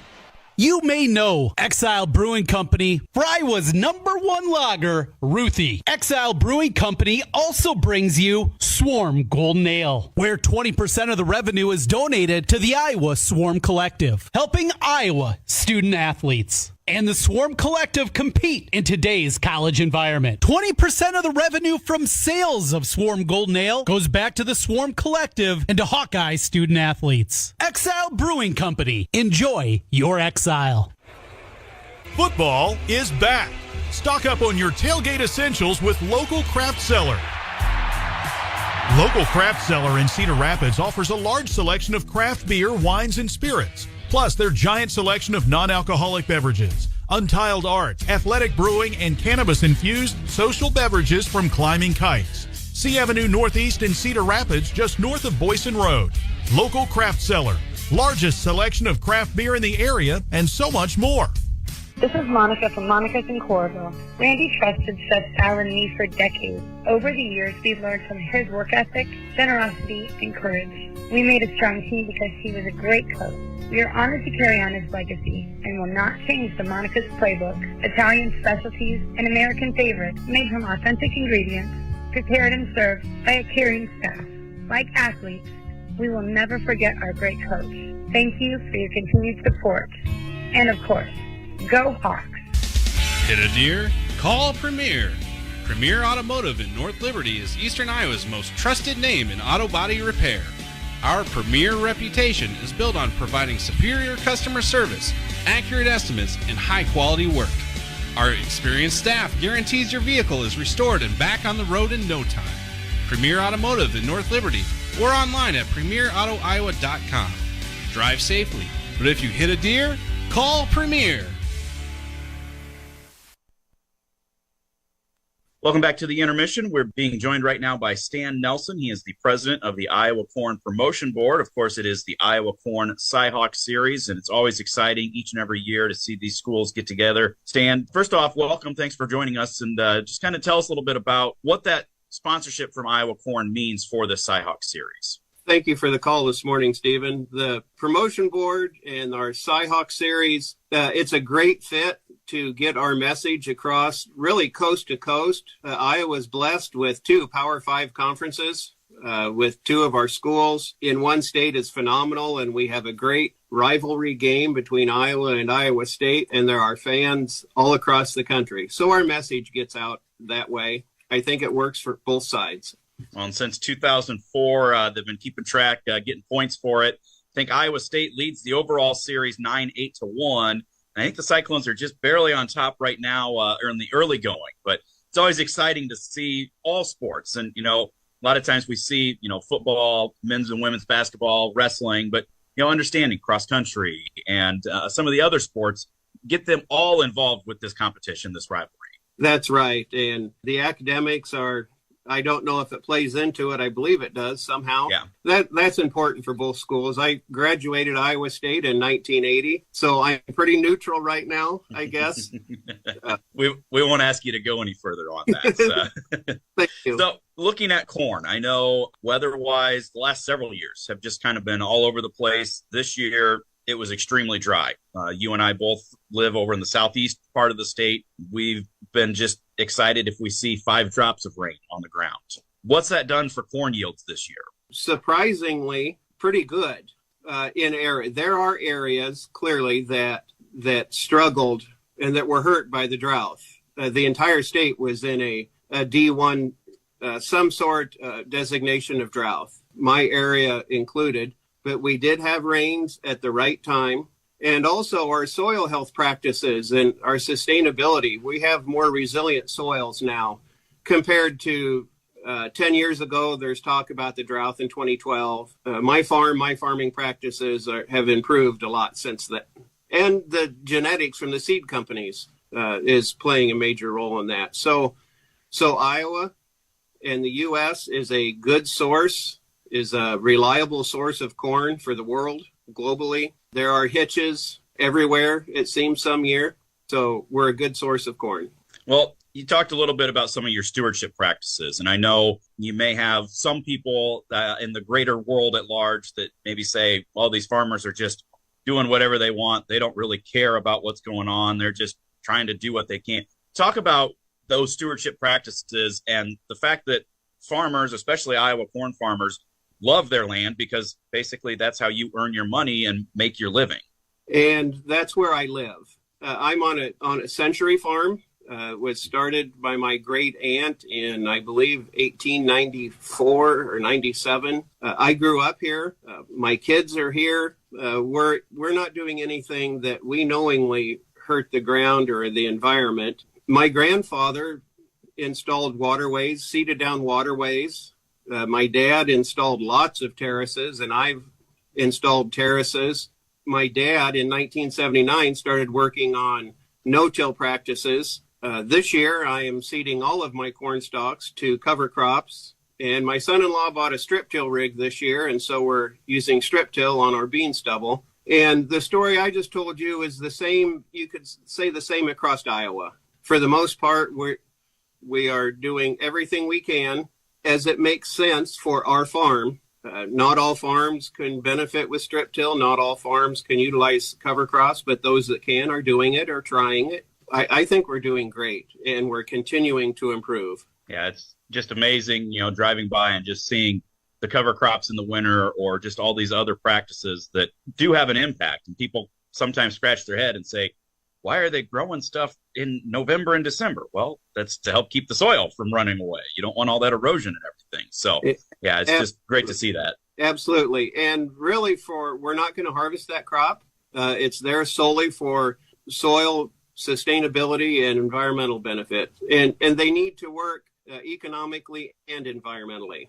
Well, you mentioned a little bit earlier, too, a little bit about, Iowa providing corn for the entire world for so many things. Obviously, people think about feeding livestock, grocery store, you got chips and tortillas and all those other fun things. You go to the gas pump with biofuel. I understand you're looking at some other options, some things in the future. You made a trip to London recently to talk a little bit about some things. Fill us in on what that may hold for the future.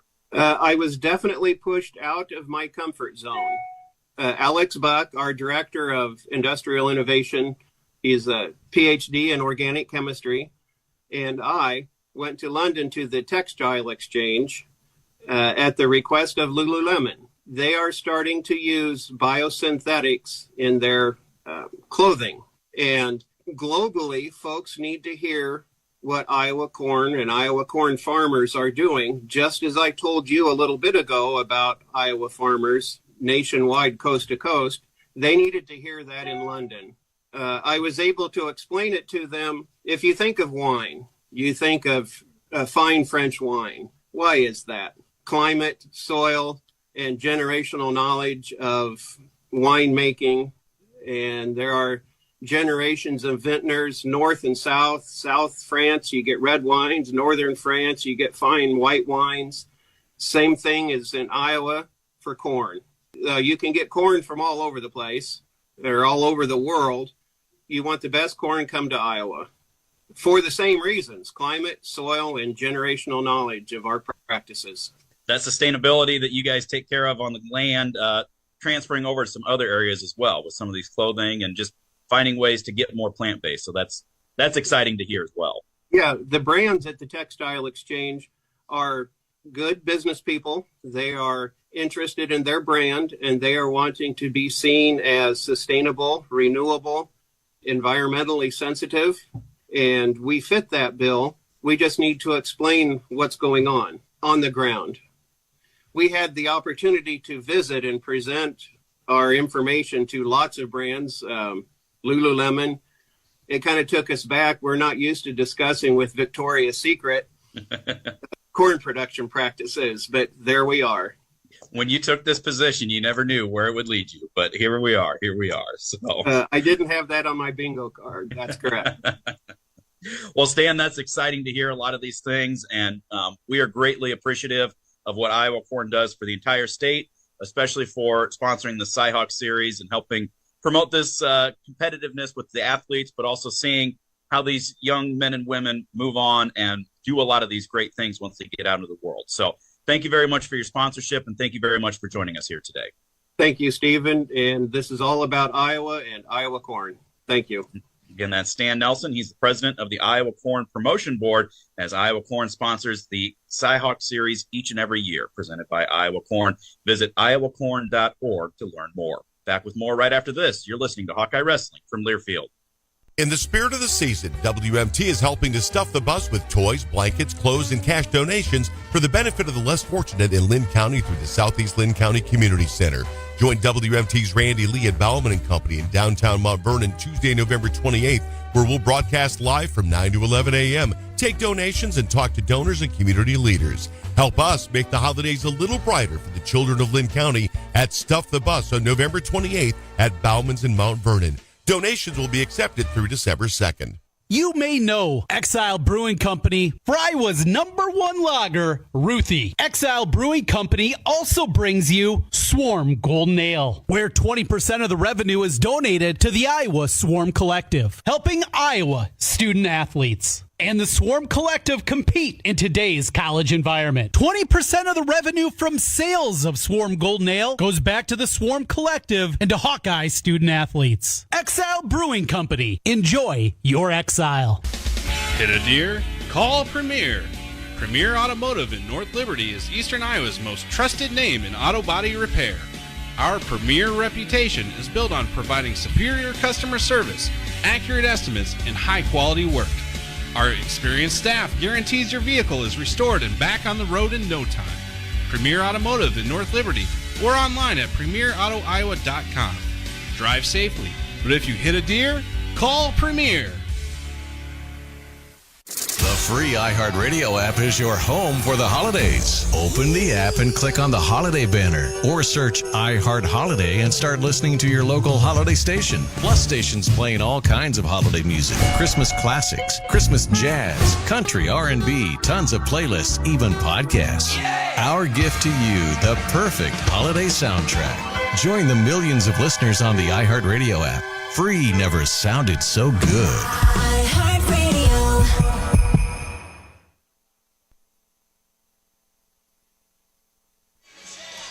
Back in Hilton Coliseum, Stephen Grace and Mark Ironside as we get ready for the start of the second half. Thanks again to Stan Nelson and Iowa Corn. Throughout the Iowa Corn Cyhawk Series, Iowa Corn promotes values that are uniquely Iowan. On behalf of Iowa's corn farmers, we salute all athletes for their hard work and determination both on and off the field. Just like our athletes, our state leads the nation in corn and ethanol production. Follow Iowa Corn on Facebook to learn how corn grows Iowa. 165 pounds. Michael Caliendo for the Hawkeyes, taking on number 2, David Carr. You said as we went into the break, Mark, Carr is the kind of guy that he's going to come out like a house of fire, and he's going to be looking to put on a show his final Cyhawk Series matchup, and he would love nothing more than to get some bonus points for his team. Yeah, and that's what he's going to be looking for. And Carr's the type of guy that knows what's on stake, and he wants this win, not just for himself, but he wants it for the team just as bad, if not more. And he would love to be able to beat Iowa one time in his career. And so in order for them to do that, he knows that bonus points would go a long ways for him right now in the team. So he's going to come out here looking for it. And he's a great, great competitor, David Carr is, and a great wrestler. And he's going to do everything he can to try and put some bonus points on the board and get a couple extra points here.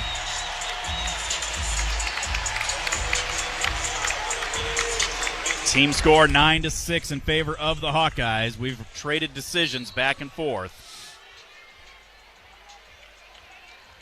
Caliendo gave up a couple of quick takedowns last week against Oregon State, and then he battled back for a pretty easy win, but was not ready to go right off the gate. David Carr is so quick, so explosive.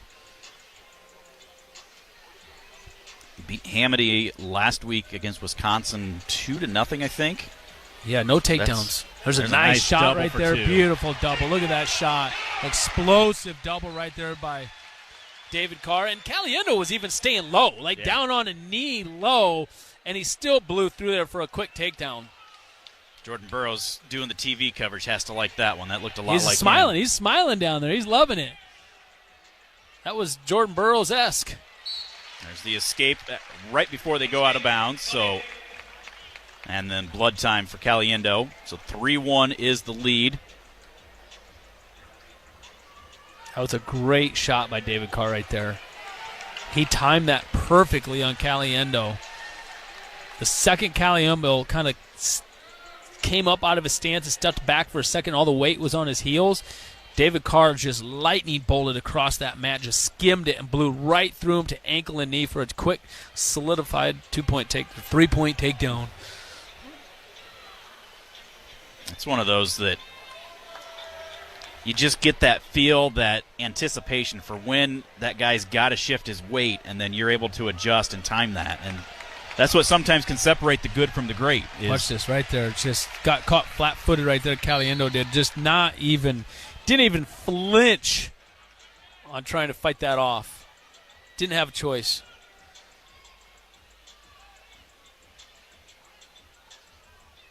Back to action after clearing the blood. 1:50 to go here in the first period. 3-1 is the lead for Carr of Iowa State. That time Caliendo felt that coming, kept the arms low. A nice snap into a shot attempt by Carr, but Caliendo able to square back up.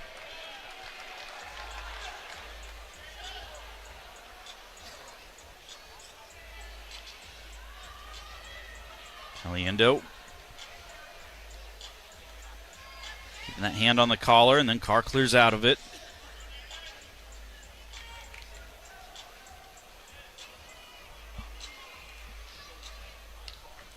Carr taps the head, reaches for the leg. Crowd's starting to clamor a little bit, sensing the offense has been one-sided. There's another double attempt. There is a stall call. Reshot by Caliendo. Well, that was Carr, a though, able to clear out. Worthy stall call right there, too. I'd like to see him calling it. That's good. Maybe that little fighter under Caliendo, I was just about ready to say before that, instead of just kind of waiting to see and reacting to everything that David Carr's bringing out, you got to start working on yourself. You got to be coming across, thinking about your own ties, your own executions. I mean, I know David Carr's good, but so is Caliendo. Yeah. You're ranked number 5 for a reason.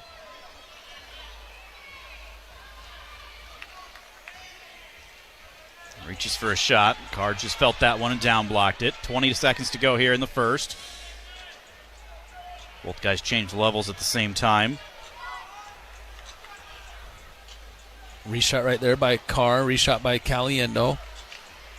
Nobody going anywhere with anything. 10 seconds to go here in the first period. David Carr leads this one 3-1 right now. And that will be the score as we head to period number 2. Pioneer brand corn hybrids deliver proven performance bag after bag. Contact your local Pioneer sales rep to learn how you can get the most out of your acres. Carr leads 3-1. 3-1, Carr with the lead. Caliendo will start down. Works up to his feet. Carr picks him up, puts him back to a tripod. Caliendo looked like he was going to explode and try to get the escape there. Bounces back up to his feet, trying to push those hands down underneath the hips. They circle out of bounds, head back to the center. Carr always so quick on his feet, but he's a tough rider too, Mark. He's tough everywhere. Carr's just dang good. You're going to see him excel at the international level as well as soon as collegiate's over. Caution on Carr. Speaking of that, the U.S. Open's coming up in December, early year this year with the being an Olympic year. That's going to be in Dallas-Fort Worth. This time Caliendo does get the escape. So 3-2 now is the lead for Carr.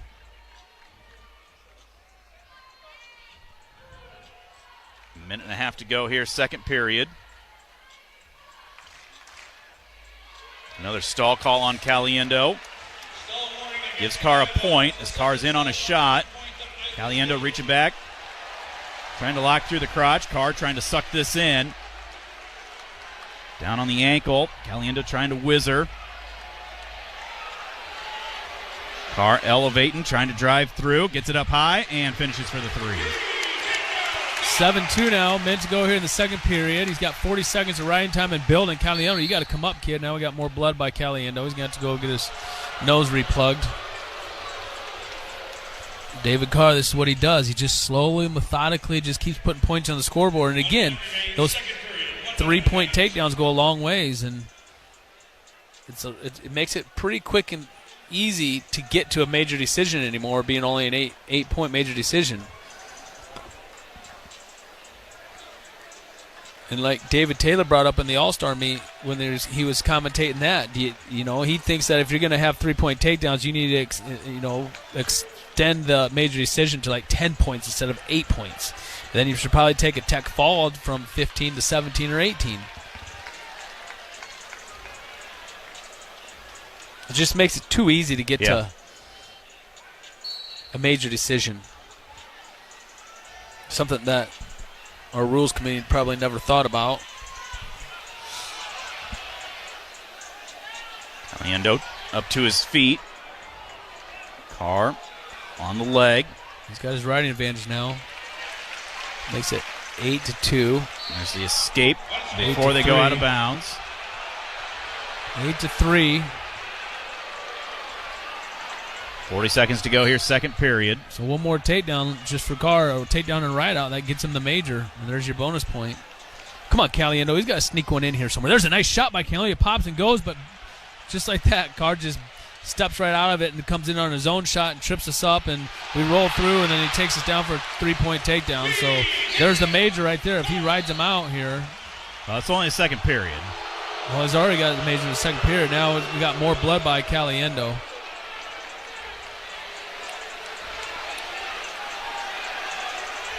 And it's Carr's choice to start at the third period. So he's well on his way. He's got his major. Just got to have to prevent more here. Stay in there and fight, Caliendo.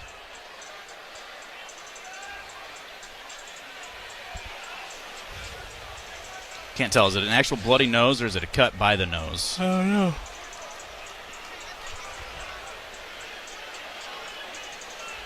But it's tough. That's tough wrestling with the blood pouring out of your nose like that and having to get it plugged each time.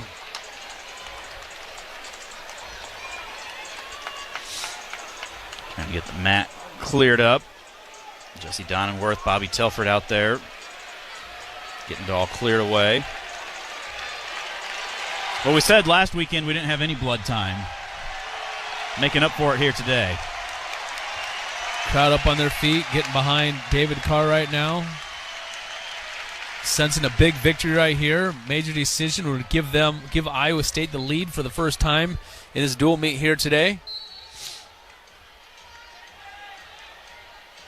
Slow to his feet is Caliendo. Carr comes over the leg. 15 seconds left. He knows that's a big point right there. Picks Caliendo up, throws him back down. Caliendo trying to keep those hips low. Tries to somersault through. Grabs the leg as they go out of bounds. 3 on the clock. Caliendo, give Kid A forever. It's not like he's just throwing the towel in. He's coming up to his feet. He's rolling. He's trying to get away. He's trying to get out. David Carr just that good of a wrestler in all areas. Now Carr's going to choose down. He immediately chooses down. He's already set. Well, they found blood down on the mat down there. And just referee just wipes it away with the shoe. I like that.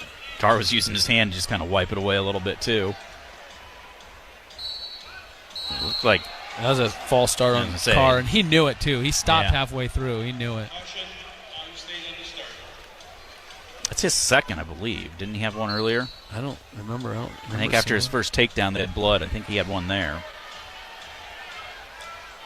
Caliendo down on the side. Able to ride for about 9 seconds. Riding time at 1:16. 11-3 is the lead for Carr. 12-3 with that riding time.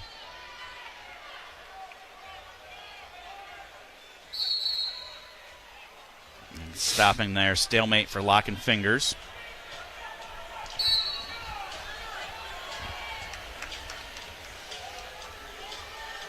Ooh, there's almost a reshot attempt there by Caliendo.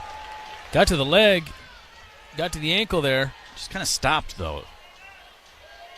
I think he was confident in what he was doing. By Carr.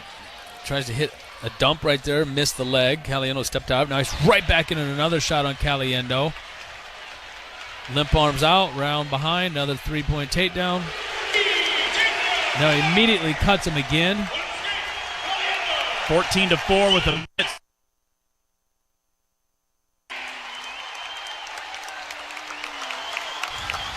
Look at Carr. He's wanting more. He's wanting a tech. Yeah. You know, that's what we knew coming in. And this is what I thought that a guy like Real Woods would try to do. There's another stall call. Makes it 15-4. So a takedown and a ride-out would get the tech fall here.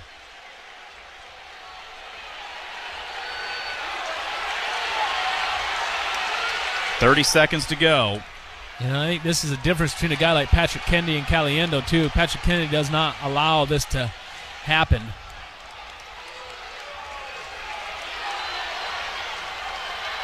Another shot right there by Carr. Caliendo gets his legs back. We got 12 seconds to go here. Another shot by Carr.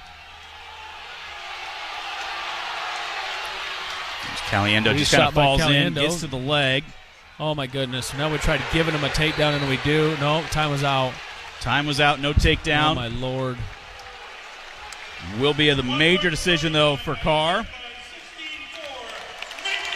16-4. And that does put the Cyclones on top by a score of 10-9. Dodge Street Tire and Auto, locally owned and operated, voted best of the area for the 10th consecutive year, proudly supports Hawkeye Wrestling.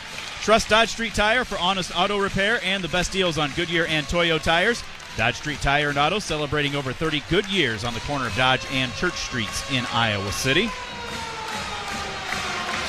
We move to 174 pounds. Patrick Kennedy is going to get the nod for the Hawkeyes. This is where things really get interesting in this dual meet right here, Steven. Really going to get interesting now. Iowa State heavily favored at heavyweight. Heavily favored, like bonus point favored. So the Hawkeyes have got to make up some serious ground here in the next 3 matches.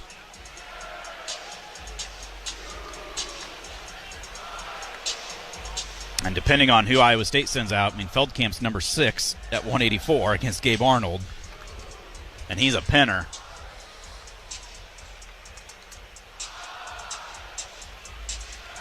So, yeah, it is definitely tough road to hoe here, but you don't wrestle them on paper. Nope, this is where things are going to get really, really interesting. Patrick Kennedy. I don't know. We honestly need these next 3 matches. Kennedy will be taking on MJ Gation. Redshirt freshman out of California.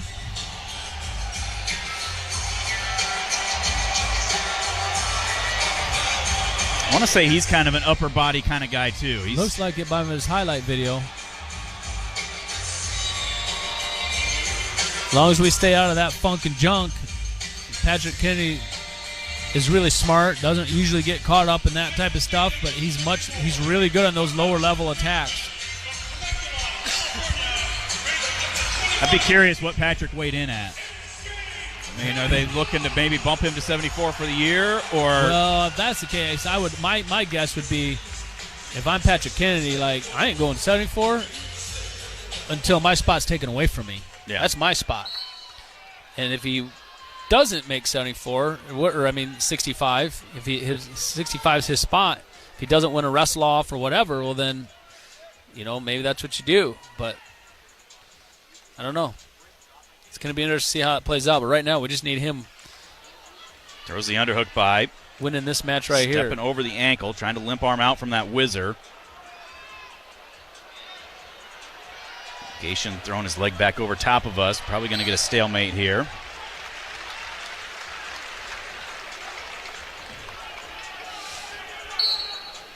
First time on the mat all year for Patrick Kennedy.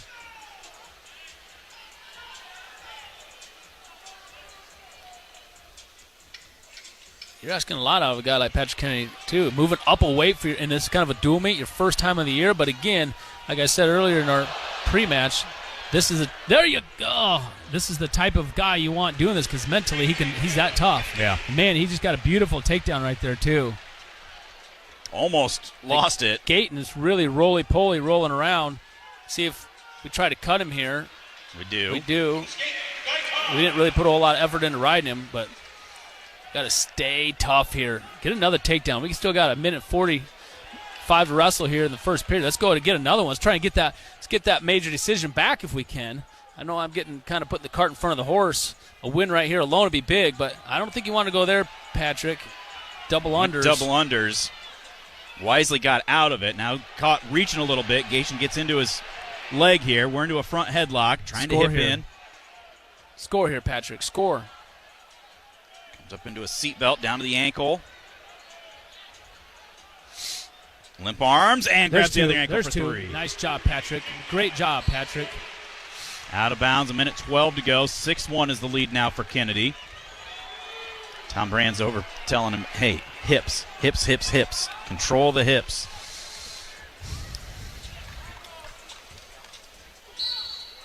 I think you almost have to make a decision here. Do you cut him right now with the minute to go and try and go get another one? Or do you build up some serious ride time? If you're going to build up some serious ride time, you ride him out the remaining of this period. You don't let him go with 30 seconds left or 20 seconds left. There you go. Good. Getting up to his feet, 1-point escape. You got 55 seconds to go here in the first period. Plenty of time for Patrick Kennedy to get another takedown in here if he can. 6-2 lead. He's got 31 seconds built towards his riding time.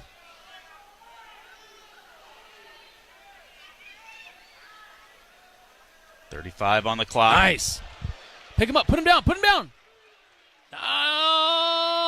There you go. Another takedown, Patrick Kennedy. Now you ride him. Out. Keep him flat here, Patrick. Keep him flat. 20 seconds. Don't you dare let him go. Don't you dare let him off that belly. Trying to get a wrist. Gayton trying to work up to his base. Patrick, there you go. Driving those hips back down. Stay behind. We got 3 seconds to ride him out. That was huge first period for Patrick Kennedy. He'll have 59 seconds built towards his riding time and a 9-2 lead. Gation's choice, he'll start down. All right, ride him tough. Ride him as long as you want here, Patrick. Ride him out the whole period. I don't care. But if you let him go, you got to take him back down. Gayton up to his feet, out for the escape. All right, riding time up over a minute. He let him go there. 9-3 is the lead for Kennedy. Patrick's actually made those takedowns look pretty easy. Try snapping. He's been hitting some nice short drags. That's how he got that last takedown. Just a quick short drag. There he's in on a shot. Tries to split the middle. We got to be careful wrestling on our knees here. This kid like Gatens likes to roll around a lot. Almost catching him in the neutral danger, but now he's trying to come through the back door on us. Now he's trying to stack us up for neutral danger. Now Kennedy trying to sit up, now turn back into him. There you go, 2 takedown Kennedy, Patrick Kennedy! Yeah! 12-3 now is the lead for Patrick. Just grit, just tough. That's what you talked about earlier. With Brody Teske. It's not a technique, it's just a feel and a go for it. It's a mentality, it's an attitude, and that's what scored Patrick Kennedy that takedown.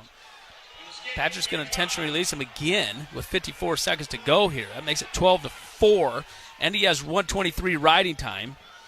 So we have the major right now. Can we hang on to it? Patrick hasn't wrestled all year. Fatigue might be an issue with Patrick. He could get a little sloppy, give up a takedown, lose our major. Stay strong here, Patrick Kennedy. Stands straight up, kind of runs back towards the center backwards. Comes across, underhook. Be smart here. I don't like him going under like this. I don't like it, Steven. Gayton trying to almost bait him into it, looking to get that body lock there. He's been here's the thing. He's so successful on low-level attacks and drags. Why go there? I mean, you're winning by a major decision. Why go there now? All right. Final seconds tick away. 12-4, Patrick with the lead as we go to the third. Patrick's choice.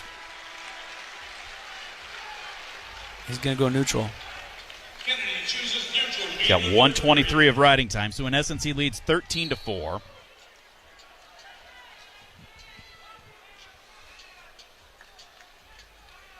There's a nice shot. Double by Gayton.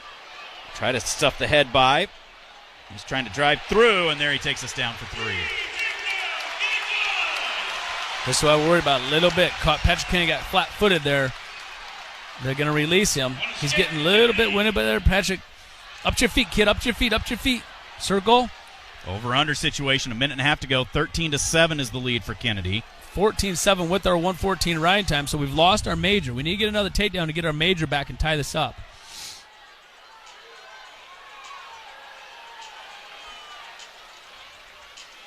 Getting shot a ways away. We stuff the head. Front headlock, come up with the underhook. Clear out. Minute to go in regulation. 13-7 is the lead for Patrick Kennedy. Patrick is getting a little tired out there, Mark. First time on the mat all year. Yeah, that's going to play a factor here. But he also knows the situation. He knows the score. Knows he needs to try and get another takedown. He's going to at least try. And he's in on the shot here. Can he finish it? Trying to just suck hanging that on in. right now. He's just hanging on. Gayton flattens us down and gives up the takedown. Well, at least he got the victory here. He's going to get the victory. Oh, it's 13-10. 14-10. Another shot by Gayton. There's a shot by Patrick. Gets to the ankle. Gayton throws it by. Stay out of that. Stay out of those unders. There's a duck attempt down to the leg. Stall call on Patrick. Takedown makes it 14-13. Now he's trying to pull us back into some near falls. We roll all the way through. And Patrick Kennedy is going to hang on, lose the riding time. He's going to win 14-13. Puts the Hawkeyes back on top by a score of 12-10. Good for Patrick Kennedy, though. That's a lot. That's a big task for him right there, coming out, not being on the mat all year, off the mat with a knee surgery, and your first time out in something like this. You're gonna have that. That was a good blow for him. We'll step out and take a timeout. We'll be back with more. This is the Iowa Core and Cyhawk Wrestling Meet. You're listening to Hawkeye Wrestling from Learfield. You wouldn't wear the same clothes every day, so why are you drinking only one kind of beer? Experience the largest area selection of craft beer at local craft cellar. Craft beer, non-alcoholic beverages, snacks, meats, and the hard stuff too. Bourbon, tequila, gin, and more. There really is something for everyone and every occasion at local craft cellar. Stop in today at 7085 C Avenue Northeast in Cedar Rapids, just north of Boyson Road. iHeartRadio Earth is here with little tips for a healthier planet.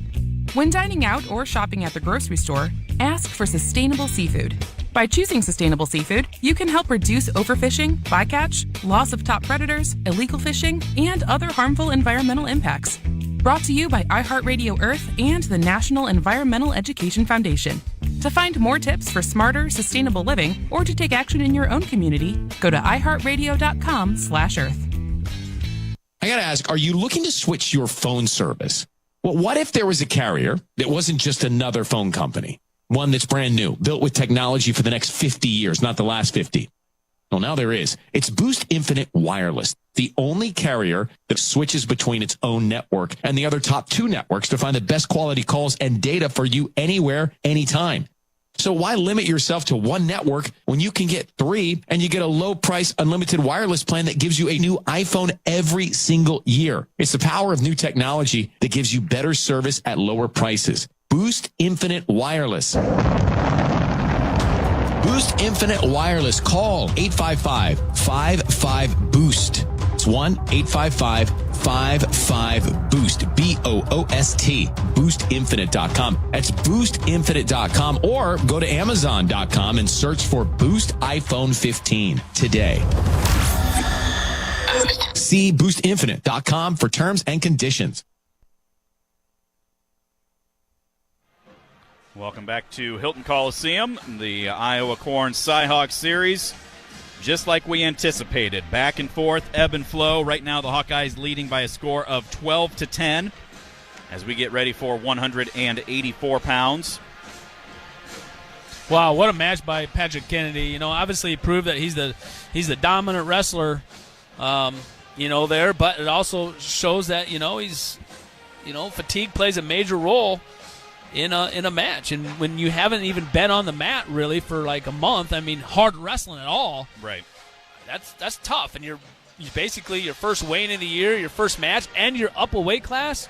I'm proud of him going out there and getting a big lead when he needed to, and staying in there and getting the W when the dual meet's on the line because of it. For folks at home, that would be like saying, you know what, you've been on the couch all summer long, all winter long, and next spring you're just going to jump out and say, I'm going to run around the block once, and then I'm going to go enter a 5K, and I'm going to run my tail off to try to win it. In essence. Now, that's definitely two extremes because wrestling is nowhere close to a 5K, but somebody like me that doesn't get out very much and exercise a lot, running a 5K would be a challenge, especially if you haven't done a lot to build up to it and condition yourself for it. And so, well, it's a good thing he's been doing his entire life, and he knows his body. He knows, what was at stake, and he's got the mentality to finish like that. And now we need a guy like Gabe Arnold, who is in a tough situation himself, a true freshman right now, coming out up a weight class and taking on, I don't know who's going to come out of there right now, but more than likely it's going to be Field Camp, who's ranked 6th in the country. And this is a must-win situation. We have to win this match in order to win this dual meet. This is a must-win. Because ISU is heavily favored. Even if we win 97, ISU's heavily favored at 97 or a heavyweight. This is a must-win situation, and the fans know it. So, kudos to Patrick Kennedy. Kudos to Real Woods for pulling out that victory in overtime. Kudos to Franek for winning a close one. They should never have been that close, but kudos to winning it and pulling them out.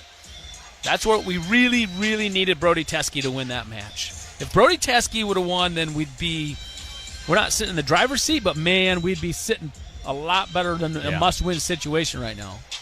Molly's Cupcakes proudly serving their cookies and treats inside Kinnick Stadium and Carver Hawkeye Arena. For a taste of unique flavors you'll love, stop by their downtown Iowa City location for homemade cupcakes, cookies, cakes, bars, and coffee drinks. Molly's Cupcakes is a proud supporter of the Iowa Hawkeyes. It is Feldkamp being announced, number 6 in the country. Transferred from Clarion, I believe it was.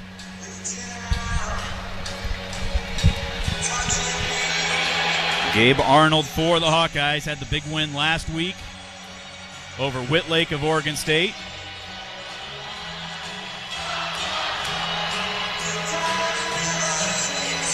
I haven't seen this guy wrestle. I probably seen him in the Nationals when we were there, but really never pay attention. So I don't really know what this guy's like. He's a penner. He's a senior. He was 14 pens last year, was third in the country. I mean, again, Gabe Arnold last week takes on Whitlake, who's a 6th-year senior. Now he's taking Camp 6-year senior, and he's a true freshman. Up a weight class. You talk about a big task in front of you right now. Gabe Arnold has it. Man, like this, you know? 12-10 is the lead for the Hawkeyes right now. See if we can hang on to that lead here. Such a crucial match right here. Very pivotal match in the dual meet right here.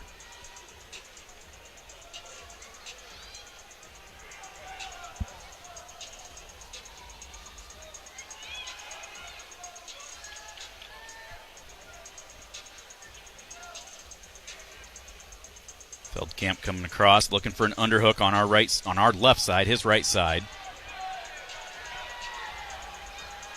Several inches taller than Arnold. Oh. Gabe's a short, stocky guy to begin with. Yeah, he's a really short, stocky 184-pounder. Or 74. Out of bounds, head back to the center. No score, minute gone by here. In the opening period, 184 pounds. Gabe Arnold for the Hawkeyes, Will Feldkamp for Iowa State. Arnold dropped to a knee, touched the hip. Couldn't follow through, couldn't get that left arm cleared out. Feldkamp takes a half attempt from a ways away. There's a slide-by attempt. Arnold comes up into a body lock, doesn't like where he's at, and tries to clear out. That was smart of Arnold. That was really smart. He actually tried hitting a double right there on a reshot, which would have been a nice double, but Feldkamp pulled him up into a body lock. Arnold went there to lock, and then Feldkamp doubled over and started jacking him up, and Arnold smartly cleared on out of there. He didn't like that height advantage that Feldkamp had in that position on him, and he got out of there, which was really smart by Gabe Arnold. Gabe Arnold needs to stay low on leg attacks. He's not one to fire up a lot of shots, but when he does, he's pretty explosive, as we saw against Whitlake. There's that underhook on the right side. Feldkamp controlling the other wrist, though.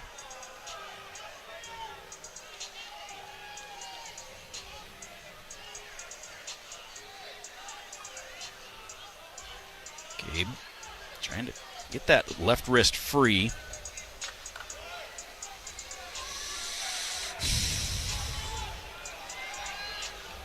.30 seconds left here in the first period.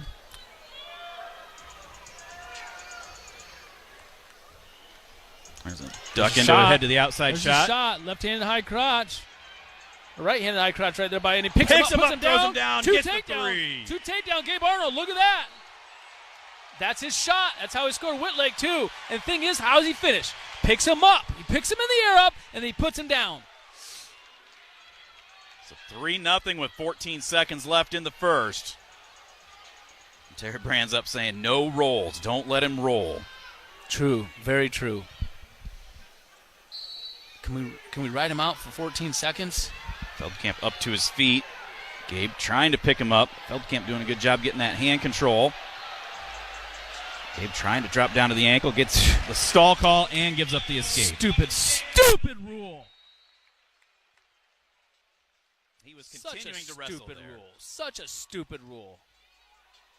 That's why that exact 100%, that exact position right there should be why the rules committee goes back and reverses that rule and takes that rule out of there. The referee did not want to have to call him for stalling there. Gabe Arnold was doing everything he possibly could in his power to lock his hands up and take him back down the mat. He just couldn't. It was good wrestling. There was no stalling involved there. If you're listening to any referees like Mike Van Tiger out there, take that to them and show them that action right there. Show them, because there was not any stalling there. It's bullshit. Because that comes back and haunts us later. All of a sudden, we're up in the third period, and we back up a little bit, and we get dinged for stalling. That's stalling, but that's not stalling. And then to start this period, Arnold didn't give much of an effort to try to continue to ride there. Basically just let Feldkamp out. So Probably wasn't going to spend a lot of time riding anyways, but makes it 3-2 now in favor of Arnold. 1:10 to go in the second period.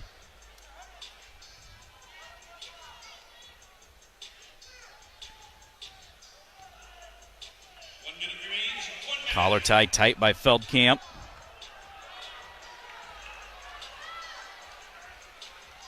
Arnold throwing that underhook now again on the right side. Got to be careful. Tries throwing that by, and Feldkamp almost stepped over him right there. Arnold doing a great job in there, staying square, head position. He's got head position the whole time, but we don't want to be here. Double overs by Feldkamp. 35 seconds left. Goes inside trip. We clear out of that, though.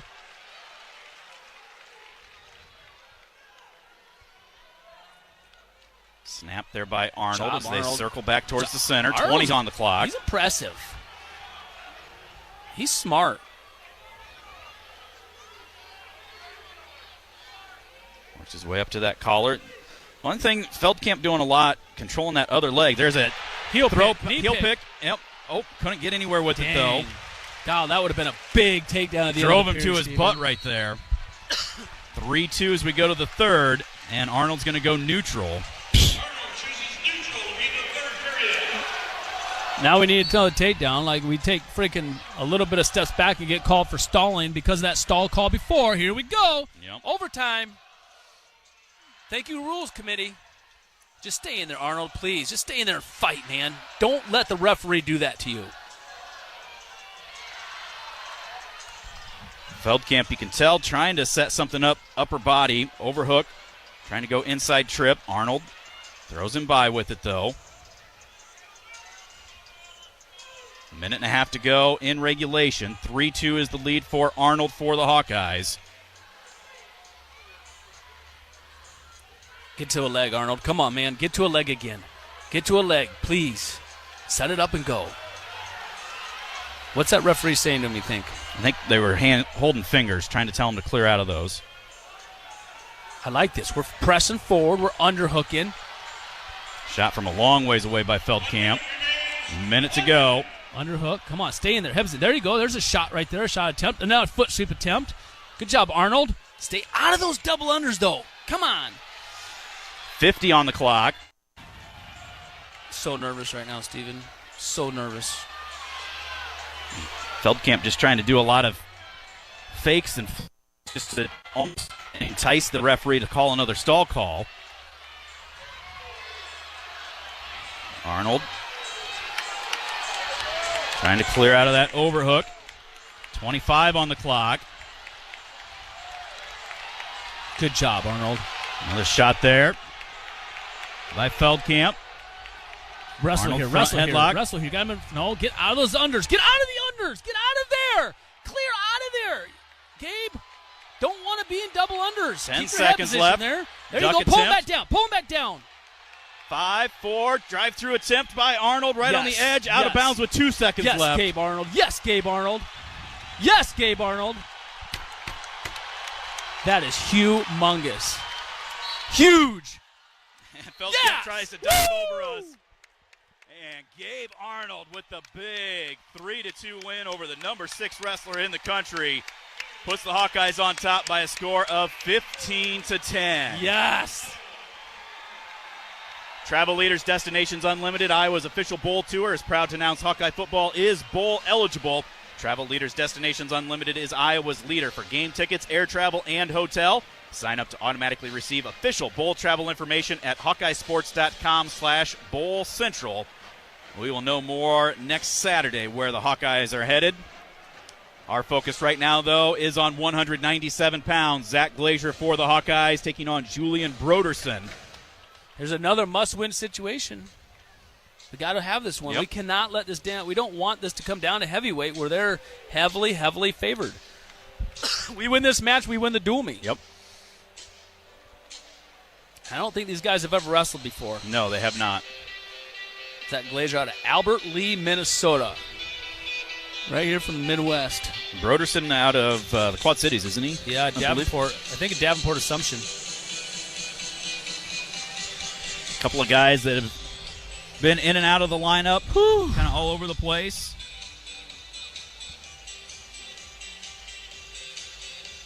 I don't know if I can take this, Steven. Interviewing Gabe Arnold right now on ESPN.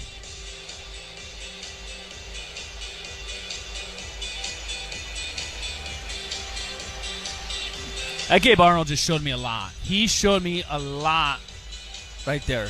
You know, the last two matches. Oregon State and this one. Yeah. I mean, that freaking kid, not only is he a good, explosive, just a good wrestler, but he's a smart wrestler, too. He's got a good feel for the sport. He's only a true freshman. And then his composure in big situations. Yep. 22 versus 24 based on the rankings. Glazier for the Hawkeyes, Broderson for Iowa State. If I remember correct, a couple of similar body styles. Longer, leaner.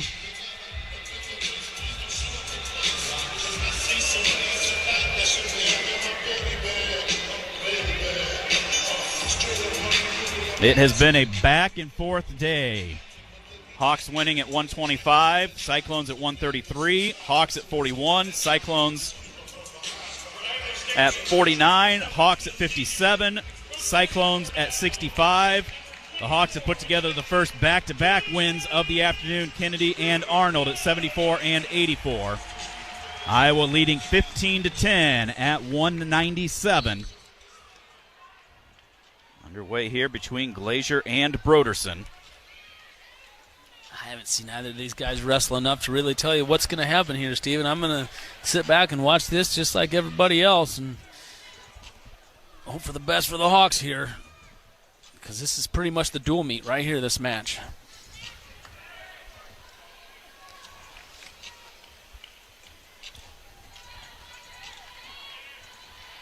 I said you could almost switch to the singlets, and from up here it looked like the same guy wrestling either side. Glazier head to the inside shot from a ways away. Working to get up to his feet with it. Trying to slide down, still up on the thigh. Down, wheelbarrow type action there for Broderson. Glazier down to the ankle, comes up over the hips and gets the three-point takedown. Yes, yes, yes, yes, yes, yes.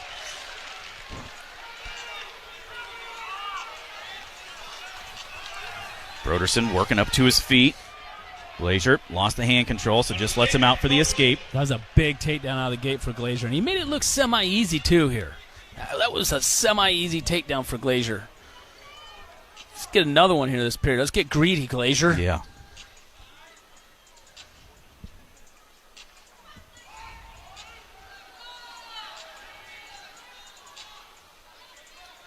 Well, I tell you what, hats off to Tom Brans for getting a little bit crazy with the lineup, bringing out Patrick Kennedy, someone that hasn't wrestled all year long, just coming off of a surgery, and then bumping him up a weight, not only throwing on the mat, but bumping him up a weight. Yeah. And then bumping a true freshman up a weight in an environment like this against number 6 ranked guy in the country. Another ankle pick attempt there Stay by out of here. Stay out of here. Glazier. Gets caught in the front head. He's able to clear out, though. Looked for that ankle pick, but he was from too far away, and Broderson felt it and just threw that arm down, caught the head. Glazier did a good job to stop where he was and then work his way out of that position. Underhook thrown in by Broderson, and we swim out of it. 40 seconds to go here in the first.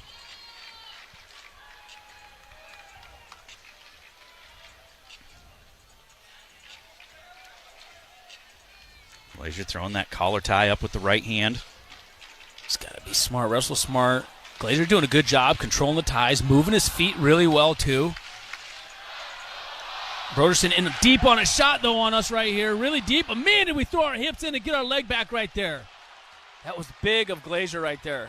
Man, if he was going to score Broderson, that was a pretty sure shot of him scoring. I tell you what, Glazier right there just said, I don't think so. Not today. Kaboom! Threw them hips in there. Cut that leg back. 3-1 as we go to the second period. Glazier for the Hawkeyes with the lead. He's got 14 seconds riding time advantage. Broderson for Iowa State will start down. Tripod as Glacier comes around to the right side.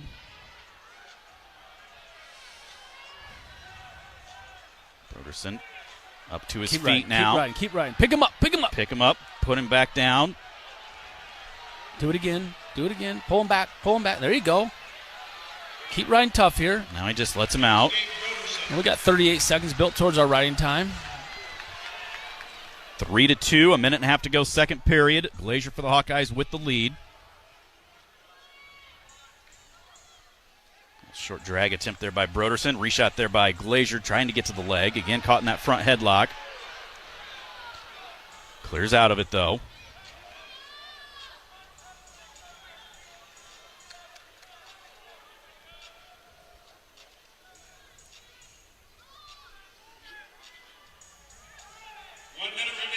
Minute to go here in the second. Come on, Glacier. Stay in there, kid. Stay in there. Change of levels right there by Broderson. There's a shot right there by... nice misdirection. He started going right, came back left. Watch the roll. Cuts off to a double. He's going to try roll us through. He almost put it to his back, but he couldn't hold him there. Son of a gun. Then a there reshot. We go. There's two. There's two for Glacier. Woo! 3. I'm sorry, 3. Might be Big Tens before I get that figured out. Well, he almost had him put to his back, missed it, and then Broderson just came in with a high crotch, and we just threw the leg aside, stuffed that head, kept the hands on him, and got right back around behind for the easy 3. Now you ride him out 30 seconds. 6-2. The upper Raptors starting to get a little loud. That's where all the Hawkeye fans are. They're saying, let's go Hawks. Picked him up, puts him back down. 15 on the clock, second period. Broderson to his feet, out for the escape. Got 101 riding time. 6-3. Riding time is at 101. It will be Glacier's choice in the third. Got to go down. Unless he's really good on top, and I don't know about it. It's our choice. Bobby Telford says, go down, get out from underneath.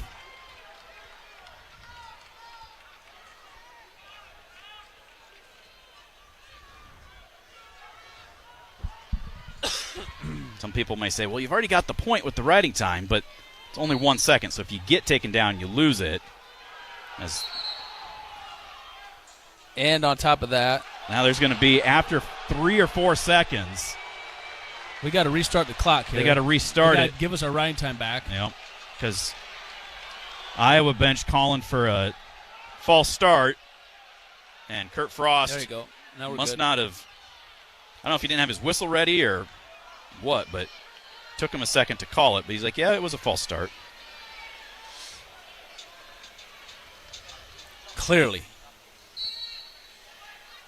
No real move from Glacier. Now he works into a tripod. Out for the escape. 7-3.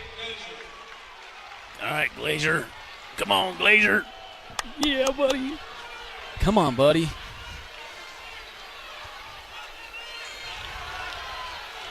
.140 on the clock.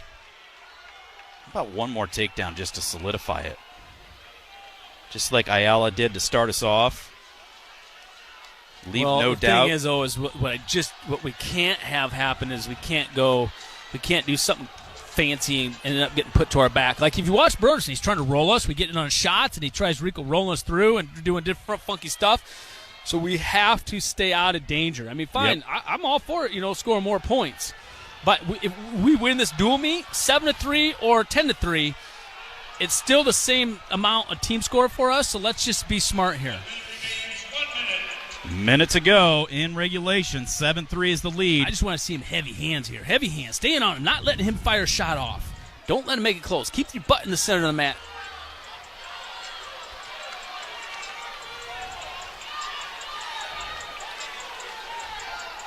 Collar tie from each guy. 40 seconds to go. Broderson changed levels. Glacier kept the arms down.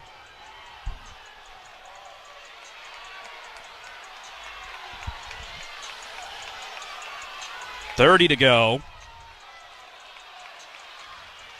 Glacier staying right in there. Good hand fighting. Good solid position. Broderson tries a misdirection. We down block that again. 10 seconds to go. Zach Glazier is going to get the win. And the Hawkeyes are going to get the win, too.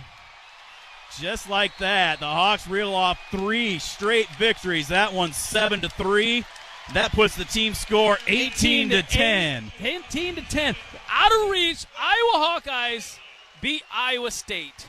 No matter what happens from here out, we win this dual meet. We're going to take a timeout. We will be back with the final match of the afternoon. You are listening to the Iowa Corn Cy-Hawk Wrestling Meet. This is Hawkeye Wrestling from Learfield. Hi, Hawkeye fans. This is Nelson Brans, West High alum and current Hawkeye wrestler. The Brans family has trusted Dodge Street Tire for longer than I've been alive.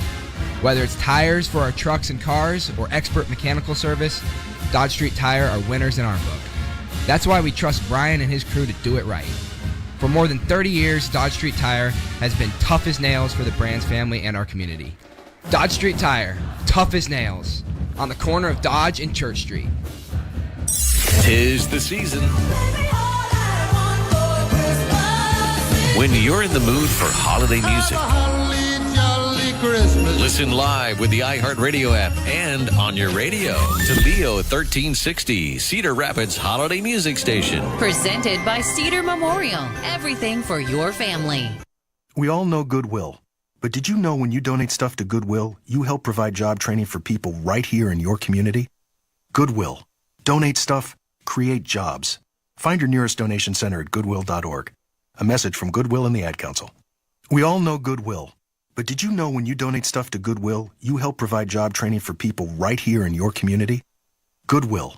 Donate stuff, create jobs. Find your nearest donation center at goodwill.org. A message from Goodwill and the Ad Council. In the spirit of the season, WMT is helping to stuff the bus with toys, blankets, clothes, and cash donations for the benefit of the less fortunate in Lynn County through the Southeast Lynn County Community Center. Join WMT's Randy Lee at Bauman & Company in downtown Mount Vernon Tuesday, November 28th, where we'll broadcast live from 9 to 11 a.m., take donations, and talk to donors and community leaders. Help us make the holidays a little brighter for the children of Lynn County at Stuff the Bus on November 28th at Bauman's in Mount Vernon. Donations will be accepted through December 2nd. We've all felt left out. And for people who move to this country, that feeling lasts more than a moment. We can change that. Learn how at belongingbeginswithus.org. Brought to you by the Ad Council.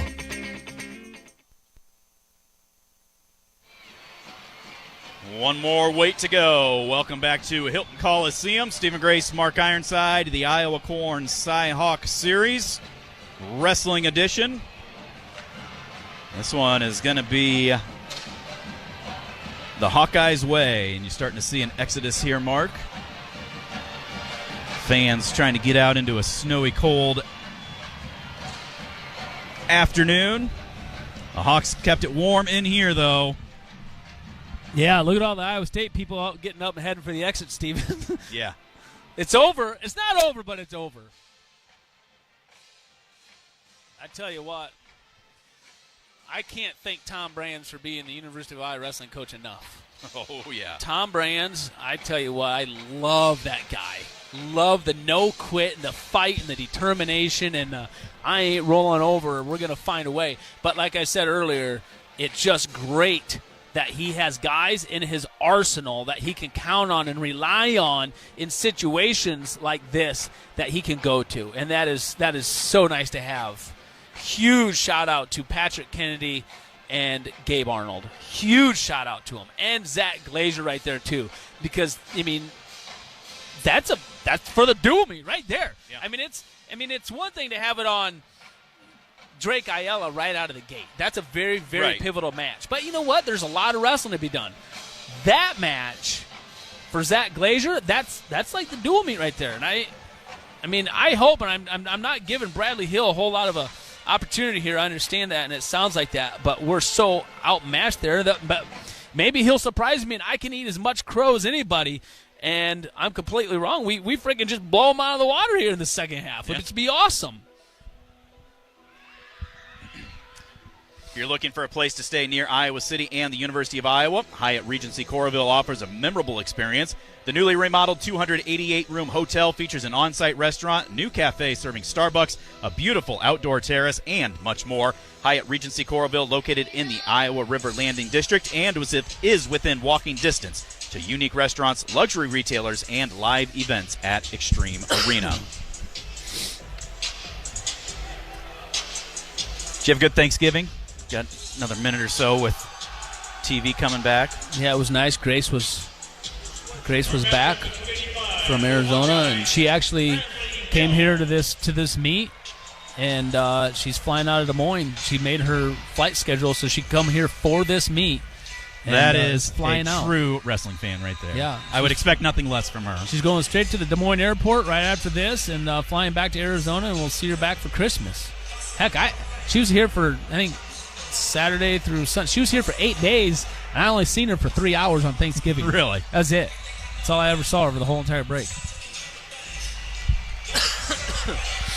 I got to watch a lot of football and just chill. It's nice and relaxing. My nephew and nieces were able to come over and played with the girls at my mom and dad's place, so always a good time to have the holidays. Kind of a mini reset. We hit a little stretch here for a couple of weeks, a couple of big matches, and then head into the Christmas holiday before we really start hitting this season hard. But it's always great to get this one around Thanksgiving weekend. As we wrap things up with the heavyweights, Bradley Hill for the Hawkeyes, redshirt freshman at 5-2, taking on senior Younger Bastida. Senior 3-0, number 7 in the country. Bumped up from 197.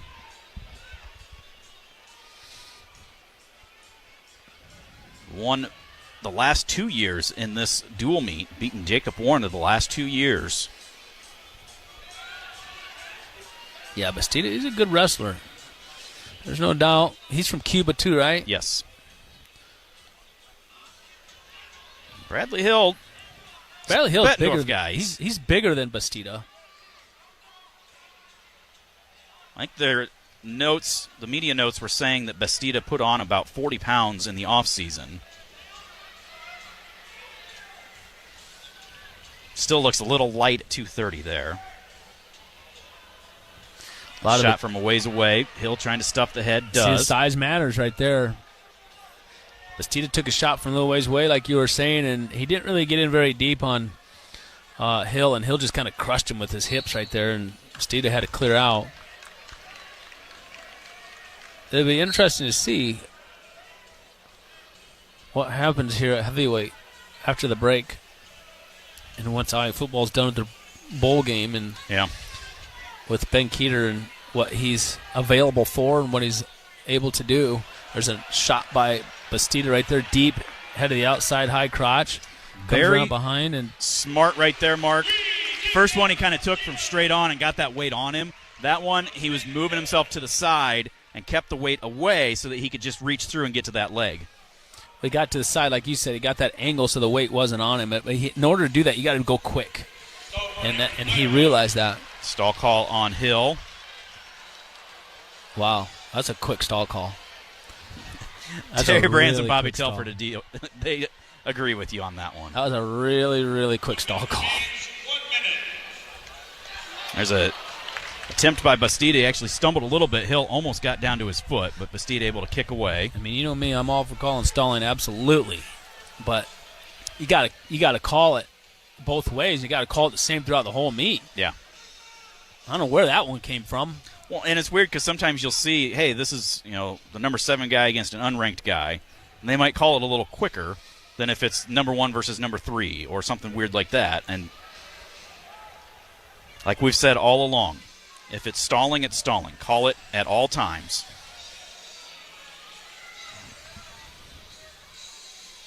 .20 seconds to go, first period. Bastida for Iowa State leads 3-1.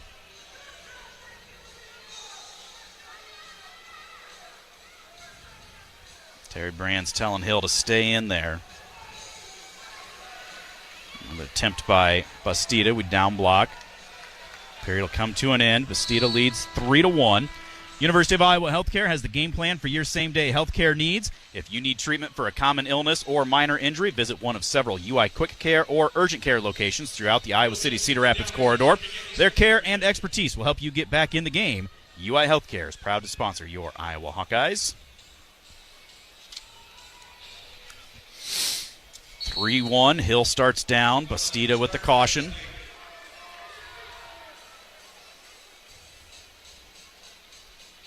Hill gets reset.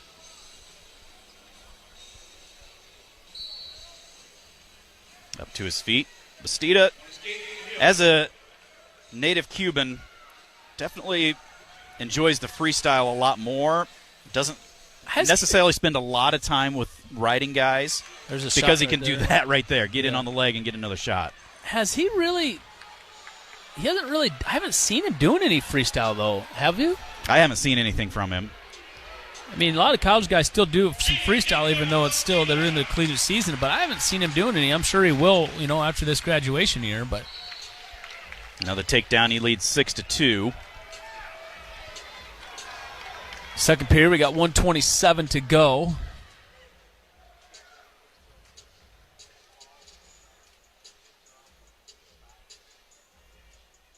Hill gets reset. On the video scoreboard up here, they've got the lower screen has live video of what's happening, and then above that they've got the score. So you've got the team score, you've got the individual match score, and then they've got each weight and how it turned out. And it's just kind of cool. It's, Hawks are on bottom, so it's 3 for Iowa, 3 Iowa State, 3 Iowa, 3 Iowa. It's like stair step up and down, and then boom, boom, boom. You've got 3 in a row for the Hawkeyes that give them the duel. As Bastida gets another takedown, makes it 9-3.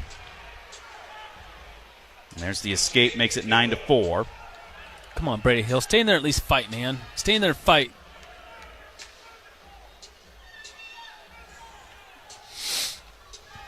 Big snap by Hill. Get yourself back into this match here. One takedown gets you right back into it. Oh, yeah, easily.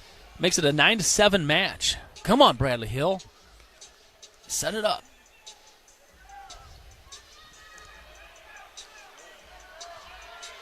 $20 seconds remain now here in the second period. Just kind of standing flat-footed a lot, Steven, and not really moving his feet and kind of hanging out. Not really. It just doesn't look like he's looking to score. Another shot by Bastida, but Hill able to kick out. Stay in there, Hill.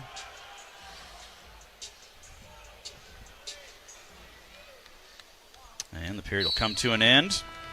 9-4, Bastida with the lead. Younger will have his choice. He'll start down. Bastida chooses the down position in the third period. He gets set. Hill covers. It's going to be another caution on Bastida.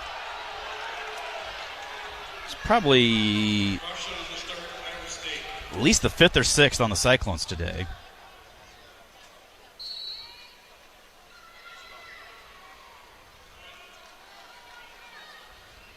Tripod by Bastida.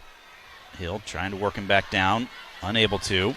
So there's the escape. Makes it 10-4.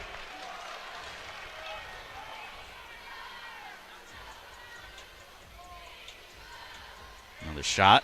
Good job by Hill. Kept the arms down. Throws the underhook by. And then Bastida tries to step into us and then hustles around. He gets into our leg. It looked like we had a great shot to score right there. And now we're going to get taken down. Yeah. Wow. And this is what I was saying coming in this match. We're just outmatched here. It's evident. We're just flat out outmatched. That's why it was a must-win situation. We lose that last match, and then it's 15-10, or no, 15 to if we 15 lose, to it was 15-13, and even if we lose this by regular decision, we lose 16-15. Right. So. It's just this matchup just isn't good for us here. That Bastida's just, he was just outmatched here a little bit. And Bradley Hill, I just kind of hoping to at least stay in here and kind of give himself a chance and fight and try to muster up a takedown or two, But every time he tries to do anything, Bastida has a counter for it. There's another sweep single by Bastida right there. He's just getting all of our weight coming to us, and then he lets go and gets in onto that. Now they're going to stop potentially dangerous as Hill's knee got twisted sideways. And Tom Brand's telling him, be smart. You don't want to ruin yourself. You want to stay in there and fight, but you don't want to do something silly where you get injured. There's Hill touch the leg at least.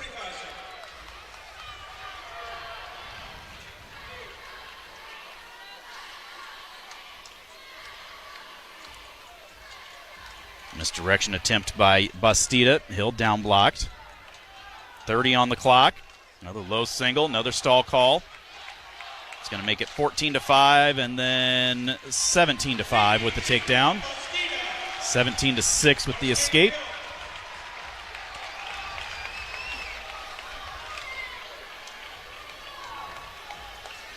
Ten seconds remain.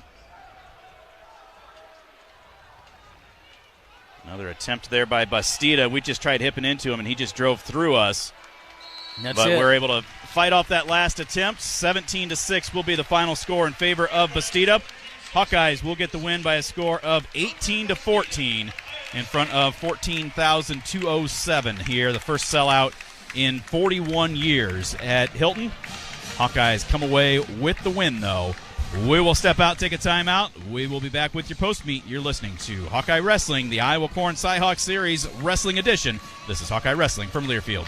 Save big money on your next project right now at Menards. Insulate your home and save on energy costs with Owens Corning Pink Foamular Insulation. Foamular insulation panels are moisture resistant and rugged enough to be used anywhere, even underground. Plus, these pink panels are available in many different sizes and thicknesses to fit any project. Pick up your pink insulation panels and start saving today. Remember, a Menards gift card makes a great gift.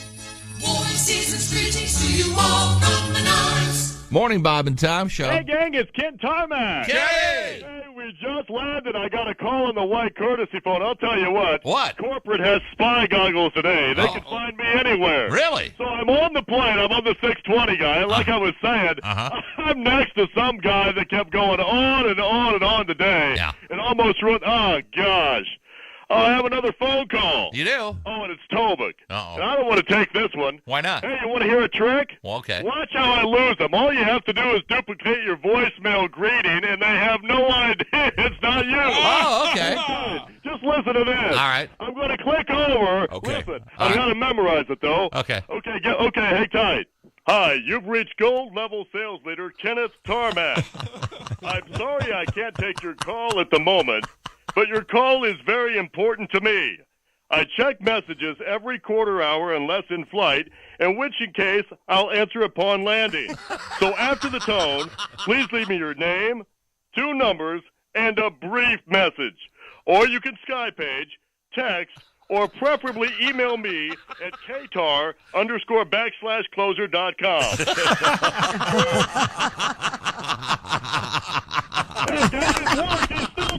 He's still talking. Is he talking? Yeah, he's still chatting me up. Oh, God. I'll catch you later. Oh, bye. I can't get enough of this. All right, bye. We just landed and I pulled it off again. Oh, you did? I Okay. don't believe I called Mama. Back in Hilton Coliseum, Stephen Grace, Mark Ironside as the Hawkeyes get the win, 18-14 over Iowa State. Mark, we alluded to it several times there. We talked about it coming in. This was going to be knockdown, drag out, fight for every point that you can. And that stretch there, 74, 84, 97, the Hawkeyes were able to fight and claw and figure out what they needed to do to get just enough, get the win, and keep the streak alive here over the Cyclones, 18-14. It was a team effort. There's no doubt, and that's what we needed coming into this duel meet. It started with Drake Ayala. You know, I mean, I love that kid. I like big old kiss on the cheek right now. I'm so happy with that kid. You know, he came out. He knew what was at stake, and what we were talking about before, kind of with Brody Teske a little bit. He knew in a couple of those situations that Tarakina was fighting it off pretty good. He was whizzing and grabbing our ankles and just doing different things, wanting to roll. And when we had to score, and he fought through those situations, he said, I'm going to score this takedown. And I know that I got a little upset there because the referee took like an extra 10 to 15 seconds to finally call the takedown, which was, a bunch of, just say BS this time. And, and that's what you're up against, though. That's what you're up against, and he still overcame it. And that was a very, very big pivotal match. Brody Teske, that one hurt us. That one really, really hurt. And he's got to figure out how to score takedowns. He can get on shots, but he has a tough time scoring takedowns. And I think a lot of that is not just from the technical standpoint, because I guarantee you put him out on the mat right now and you had him drill those situations, and he finishes those takedowns. He knows. But it's a mentality thing. When a guy's fighting against you, and they know that this dual meet's on the line, and this is so important for them to fight that off, and they're throwing everything in the kitchen sink at you, that's when you need to take your intensity and your mentality to another level. And it doesn't matter. It just doesn't matter that you find a way to finish that takedown, and you power through it. So at 141 Real Woods, I don't know. I don't know what happened there. Yeah, we just did not look like Real Woods at all. There's no way that match should have been that close and came down to heavyweight, and we're lucky we snuck that out. We almost gave up that. Takedown at the end of regulation or something, I think. And took it in overtime. We take one shot in that match in overtime in the first 5 seconds, and we scored takedowns. I'm not really sure. And here's you and me. We're not in the room every day. We don't know what's going on. Maybe he's sick all week long, and he hasn't been on the mat. He's not feeling good. He's got a chest cold, and he can't breathe. I don't know, but it just wasn't the Real Woods that you would expect. Ranked number 1 in the country, and against someone that's a darn good wrestler, don't get me wrong, but it should have never been that close of a match. 49, Victor, he's going to have to find a way to step up some offense somehow, some way. He's got to take his wrestling. The same thing with 49, 57, and 65. All three of those transfers, I gave him kind of the benefit of the doubt against Oregon State, Stephen. First time I seen him, but I thought I would see a lot more out of him. Hawkeye singlet, home crowd, sellout crowd. We're coming out pumped. I just didn't see it. First dual meet. Now this one, lots on the line, and same thing. And those guys in that lineup, if they're gonna become All-Americans for us and do good things, they've got to take their level of wrestling to a much higher level. They're just the intensity's there, just the offensiveness, and just the willpower. Just I gotta go. And that's something too. I'm just sitting here thinking about it. A Franek, a Caliendo, you're taking on guys and you're wrestling, you're wearing North Dakota State. Great school, great program. They've got a lot of good things that they do up there. But you compare that to putting on the black and gold. When you see somebody, you see a tournament bracket, and it's like, okay, I'm wrestling somebody from North Dakota State, doesn't necessarily impart the same feelings as if you're wrestling somebody from Iowa. And so that's the thing, too. You've got to understand, you were wearing the black and gold, it's a lot different now. It is something where, even though Penn State has kind of surpassed us in the last several years and been the top dog in the last 7 out of the last 8, it's still Iowa, and people love more than anything to knock us off. And so it's that attitude, that focus, that ability to say, I got to step myself up even further. 100%. And they got to realize that they have the Iowa singlet on. You're going to get the best from every single person you wrestle when you step on the mat. No one's going to be out there just kind of like hee-ho and hum. It's just a Sunday afternoon meet. But you got the Iowa singlet on, like you said. Everybody wants to beat Iowa more than anything. And they've got to be ready, and they got to be prepared for that. Now, I'm talking about Victor and Franek and Caliendo about, getting more offense and creating more offense and taking the wrestling to another level. But, their level of competition today was also extremely good, too. Those are some tough competitors, especially Caliendo taking on, David Carr. But same thing, Swiderski. He's a tough competitor. He's a gamer. He's ready to go. And then Chittum, just leaves Iowa. You know how bad he would love to be able to beat Iowa in a dual meet like this? Beat Franek? Those are tough situations for those guys, but they still just don't have that go-to. And then, you throw in Patrick Kennedy at 74, and God bless him, he hasn't been on the mat all year long, and and just coming off of a surgery, and comes out, lights it on fire, and it caught up with him not being on the mat and just got a little winded, but he finished the mat, and it was one of those matches that won the dual meet for us. We don't do that. Tom Brans doesn't, have that opportunity to go deep into his arsenal and try some trickery right there. We don't win the dual meet. And then Gabe Arnold, OW of the meet again. What did he get for an honor this last week? Like NCAA Freshman of the Year or something, or Freshman of the Week or something? He was the Wrestler of the Week. Yeah. Well, Not freshman, Wrestler of the Week. He's deserving of that again, I mean, the kid just impresses. My phone's blowing up with how many people love Gabe Arnold. And why wouldn't you after the last 2 matches he's done in tough, stressful situations like what we just saw right here. And then at 197, Glazier comes out. He's kind of untested. He's kind of unfamiliar with this territory. Hasn't really been in this environment too much before. He wrestled for Warner a few times last year, but the meet's literally pretty much on the line there, and he comes out and he just takes care of it like no big deal, and he looked great doing it. So team effort by everybody, and I'm not the one that's going to stand here and kind of rake it on Iowa State and say, take that, ha-ha, blah, blah, throw it in their faces or whatever. I try to lose with dignity and win with dignity. And then Gable always said, when you lose, say nothing, and when you win, say less. And that's kind of what I like to take. But I will say this, 95% of the people that came in this building today, including the ESPN people, wanted to see Iowa State win this dual meet today. They wanted more to talk about. They wanted more ink to write about. They're leaving here deflated, and I like it a lot. Hawks win 18-14, and they will move to 3-0 as we travel out to Penn next Friday. I'll hop a plane on Thursday, and that'll be a 5:45 Iowa time pre-meet with a 6 o'clock start from the Palestra, historic place out in Penn. So looking forward to that one. So Mark, thanks for making the trek up here, and we'll talk to you in a couple weeks back in Iowa City for Columbia on the 8th. Yeah, I appreciate you heading out to Penn. I'm not going to be on that one. Next weekend is opening day shotgun deer season, and I have a date with my mom, and that's something that we are continuing to do every single year, and so I'm not making that out there. So I appreciate you always taking one for the team and going out there solo and making it happen. To do it. So I appreciate it very much. 18-14 the final score. The Hawks win in the Iowa Corn Cy-Hawk Series. If my math is correct, that puts Iowa on top now in the season standings, 8-6, I believe. Or no, 7-6 with 2 points for the win here today. So, for Mark Ironside, this is Stephen Grace. You have been listening to the Iowa Corn Cy-Hawk Series wrestling match. This has been Hawkeye Wrestling from Learfield.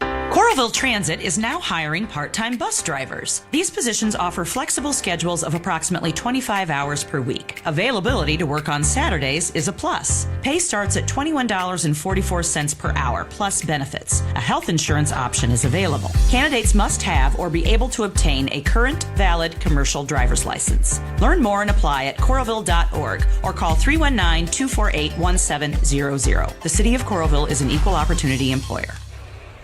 Football is back. Stock up on your tailgate essentials with Local Craft Cellar. Local Craft Cellar in Cedar Rapids offers a large selection of craft beer, wines, and spirits, plus their giant selection of non-alcoholic beverages, untiled art, athletic brewing, and cannabis-infused social beverages from Climbing Kites. C Avenue Northeast in Cedar Rapids, just north of Boyson Road. Local Craft Cellar, largest selection of craft beer in the area, and so much more. iHeartRadio. Hear the top Billy Idol songs that you thumbed up. Number 3, Moni Moni.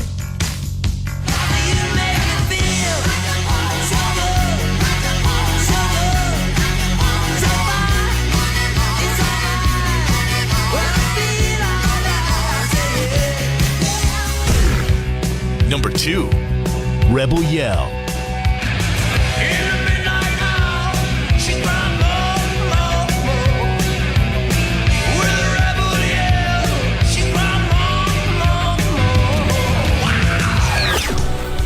Number 1, White Wedding.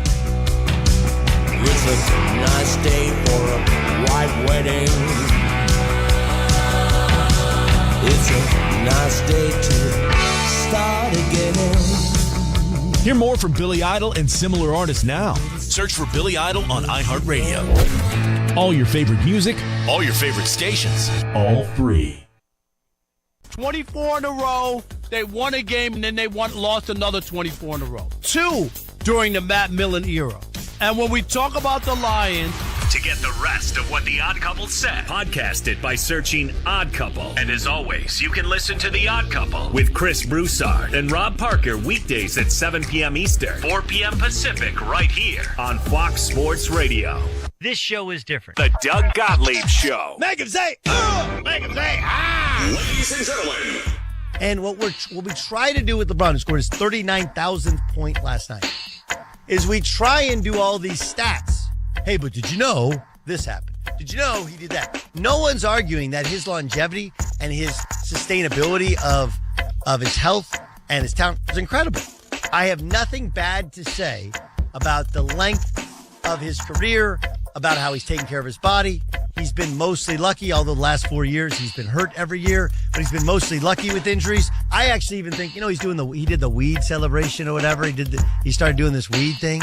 Like, it's such a hey kids, check me out, I'm cool now look, where like LeBron's whole thing has been amazing. The Doug Gottlieb Show.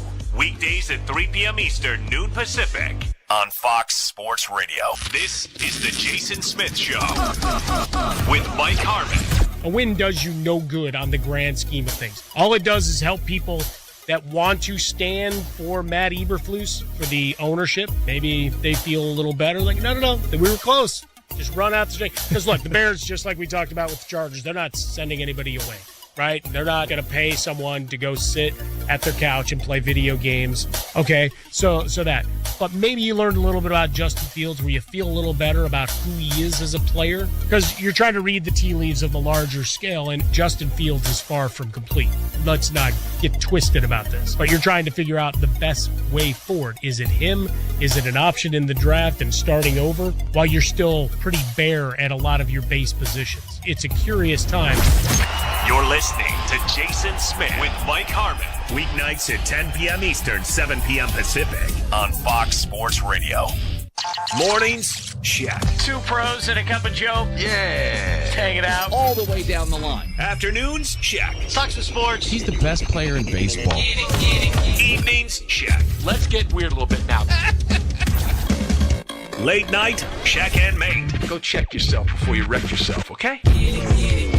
This is an all-day, all-night operation. Oh, man, is it fun. This is Fox Sports Radio, the premier sports lineup in the nation. The most fearless voice in sports is on FS1. The one and only Colin Cowherd is bold, unique, and outspoken. Wow. You can see him on The Herd, weekdays at noon Eastern on FS1 in the Fox Sports app.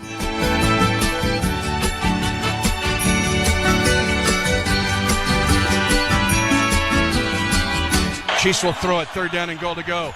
Now Mahomes, and throws it late, left side, caught, touchdown, Kansas City. Justin Watson on a 3rd down and goal to go throw. A flag is thrown in the end zone, however. The flag was against Kansas City, but it was after the touchdown. Extra point ended up being good, and the Chiefs have pulled even with the Raiders. He's George Reister. I'm Dan Beyer. That call on 106.5 The Wolf and the Chiefs Radio Network. This is Fox Sports Red Zone Radio. Hit George up at George Reister. You can find me at Dan Beyer on Fox. So the Chiefs have pulled even. The other action in the NFL, well, it's all going on right now. The Bills are on top of the Eagles, 10-7.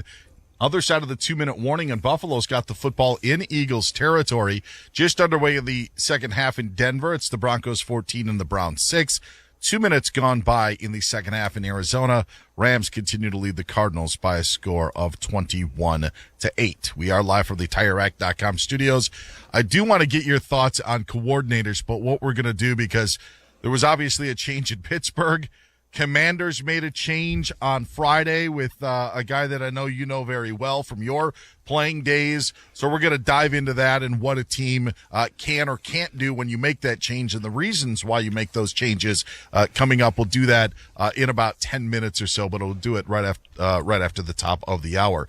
Bills are now in the red zone against Philadelphia. Josh Allen hitting Gabe Davis with a significant play that's going to put him down to about the 7-yard line. So the Bills looking to extend their 3-point lead. All right, it's that time, George, where you can moan and groan about fantasy football. Oh, no, I'm happy today, baby. All right, that makes one of us. Let's do our fantasy focus. Say, go, go, go! Fantasy hits and misses. All right, I got your hits and misses today, George. And even though they lost, C.J. Stroud was an absolute point machine for Houston. 304 yards in the air, 2 touchdowns. He also added 47 yards on the ground and a score. So C.J. Stroud, a star. If you had the quarterback on the other sideline, good for you. Trevor Lawrence, 364 yards, 1 touchdown, did throw an interception, had 2 carries, 0 yards. But one of those carries was for 1 yard. It was a touchdown. So if you had Trevor Lawrence or if you had C.J. Stroud, you were likely very happy with what you had today. If you played Bijan Robinson, you're very happy. The Falcons running back in that 9-point win over the Saints, 16 carries, 91 yards, a touchdown. Also had 3 receptions for 32 yards and a score. Falcons get the huge divisional win today. It was in a loss, but Ramondre Stevenson had 98 yards on the ground for New England and a score. Also had 5 receptions. They only totaled 9 yards. And Derrick Henry going up against that susceptible run defense of Carolina, able to cash in, hitting pay dirt not once, but twice. 18 carries, 76 yards, and 2 scores for the Titans running back. As for the wide receivers, Mike Evans and the Buccaneers, 6 receptions, 70 yards, 2 touchdowns today, but the Buccaneers did not get the win, falling to the Colts 27-20. Nico Collins, 7 receptions, 104 yards, and a score, and that Texans loss to Jacksonville. Calvin Ridley doing some damage for Jacksonville, 5 catches, 89 yards, and a score. And Michael Pittman had 13 targets today in that Colts victory, reeled in 10 of those for 107 yards. Didn't get into the end zone, but still a productive day for the Colts wide receiver. Those are your fantasy hits for Week 12 of the National Football League season. In what was a weird scheduling day, because you had 3 games on Thanksgiving. There were a lot of good teams playing on Thanksgiving as well. I think the early window had a lot to be desired, but Jacksonville and Houston ended up living up to its billing. And honestly, so did the Patriots and Giants, just in the exact opposite way. Good win for the Falcons today to beat their division rival. In a rivalry, honestly, George, that I don't think the rest of the country realizes is that it's as big as it is. But the Falcons and Saints just don't like each other at all and never have. And so to have that rivalry, to have that sort of game as the AFC South still remains up for grabs. The Falcons getting a big win today with Desmond Ridder at quarterback. One of those hidden rivalries you don't hear much about. Yeah. You actually hear more about the Saints and the Buccaneers specifically because of Lattimore and Mike Evans. And Mike Evans fighting every time. But so it's always fun to watch. It's exciting. So there's a play in the Buffalo-Philadelphia game where Hassan Reddick is taking Josh Allen to the ground. And Allen appeared to try to throw the ball as he literally was just falling on his face, just trying to do anything to not get a sack. And now they're taking a look to see if he was down, if there was a fumble, or if there was a pass. But again, the Bills were knocking on the door looking for points. And now it may be in jeopardy as they continue to review it. He's George Reister. I'm Dan Beyer. We'll tell you if the Bills get in and coordinators change next on Fox. The Chase Ink Business Premier Card is made for people who make things happen, like me. I'm Sam, founder and CEO of Manifest, a product design company that makes everyday products designed smarter. I get 2.5% cash back on purchases of $5,000 or more, plus unlimited 2% cash back on all other purchases, which helps us make more smart ideas into a brilliant reality. The Ink Business Premier Card. Learn more at chase.com/business premier. Chase for business. Make more of what's yours. Real business owner compensated for their participation. Account subject to credit approval. Restrictions and limitations apply. Cards are issued by JPMorgan Chase Bank, NA member FDIC. When you wake up well-rested on a great mattress, everything becomes clear. My dog has more friends than I do. Things you missed when you were tired finally reveal themselves. I should really give my dad a call. Find your perfect mattress at the Black Friday sale at Mattress Firm. You can save up to $500 on Tempur-Pedic, plus get a $300 gift toward pillows and more, all with free and fast delivery. The right mattress matters. We'll find yours this Black Friday sale. Restrictions apply. See store or website for details. FS1. Call your friends and ask how they doing. To find FS1 on your television, go to foxsports.com for details. Boom. Trust your eyes. FS1. At work. I play it all day, every day at work. When Dan Patrick speaks, you better stop and listen. Yeah, where do you listen at? This is the Dan Patrick Show. I'm going to start with LeBron James scoring his 39,000th point last night. And it wasn't a big deal. In fact, here is the call of LeBron scoring first player ever to get to 39,000 points. Right, he's only really on a limit when the Lakers are blowing the other team out. LeBron! Drill it from downtown! All right. And you don't stop the game. It's just, that's 39,000 points for LeBron. And I think his career average is 27.5, 7.5, 7.5, 1.5 steals. But he's been doing this for 21 seasons. And there's no real dip. He's still one of the top 10 players in the game. Here is LeBron talking about reaching that milestone. I got congratulated by all my teammates and coaches and things of that nature. And I haven't had an opportunity to really, I guess, wrap my head around what that means. I mean, there's so many great players. They came across this league since the beginning of time, and so many great scorers. And to be able to accomplish something as a first of anything, I think that's always pretty cool. And it's a wild moment, that's for sure. Okay, how many players come into the sport, into the game, not known as shooters? LeBron was not a shooter. Now, he's not a great shooter. He's a streaky shooter. But he came in as sort of a all-around, talented player. That he was big, he was fast, strong, get to the hoop, good passer, great passer, rebound, all of those things. But he became the greatest scorer in the history of the sport. If you want to know what Dan Patrick said next, just podcast it by searching The Dan Patrick Show. And as always, you can listen to Dan Patrick live weekdays, 9 a.m. Eastern, 6 a.m. Pacific, on Fox Sports Radio. This is The Odd Couple with Chris Broussard and Rob Parker. Tim Boyle might be a nice guy. I don't know. But him starting in the NFL a game for the Jets is just the most embarrassing, further proof of how mismanaged and terribly run the New York Jetropolitans are. I get it. Tim Boyle is a friend of Aaron Rodgers, and wherever Aaron Rodgers goes, this guy happens to be the third string guy. It's like you get a job and all you got to do is hold a clipboard and show up to practice every day, right? And grab the loose footballs that are rolling around. But once you decide that you're going to pull the plug on Zach Wilson, and I get it, he was terrible, and they wanted to hold him accountable that he didn't play well, so we're not going to let you just finish out the string. I get that. Can't Trevor Siemian play? Who is Tim Boyle? This is The Odd Couple with Chris Broussard and Rob Parker. Weekdays at 7 p.m. Eastern, 4 p.m. Pacific on Fox Sports Radio. The popular group of sports radio. Popularity matters. The cool kids. Let's not overreact. Steve Cavino. I'm going for the clout, for the clicks. Rich Davis. To all the girls I've loved before. It's Cavino and Rich. Two nerds. Really? Putting the cool in sports. I got kicked off of the Mets chat because I'm too positive of a guy. Yeah. Weekdays from 5 p.m. Eastern, 2 p.m. Pacific on Fox Sports Radio. Worldwide leaders of nonsense. Each week, WWE Friday Night SmackDown is live on Fox. Catch the high-flying superstars as they compete for supremacy in the ring. It's Friday Night SmackDown at 8 Eastern on Fox and the Fox Sports app. Hawkeye Sports and Fox Sports, AM 800, KXIC Iowa City. Available everywhere on the iHeartRadio app. Now #1 for podcasting.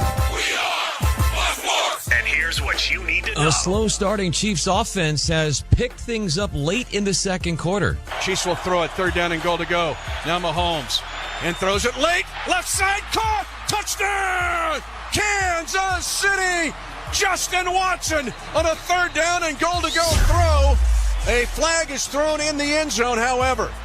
Chiefs Radio Network, it would stand the call. 14-14 going into the third quarter. Raiders and Chiefs. Josh Jacobs has a 90 4-yard day so far on the ground, 63-yard touchdown run to his name. Meanwhile, late in the second quarter, a rainy, stormy night in Philadelphia where the Eagles are trailing the Buffalo, 10-7, the Bills, and about a minute left in the second quarter there. The Rams add a field goal, so they increase their lead 24-8 against the Cardinals in the third quarter. And midway through the third quarter, Broncos 14, the Browns 6. They have the football. I'm Brian Fenley.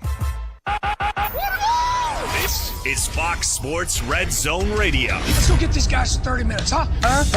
Recapping the early games. Touchdown! And bringing you the hits and plays that are going down now. Stick Sparta, fire week. Stick Sparta, fire week. Let's go! Go! Fox Sports Red Zone Radio.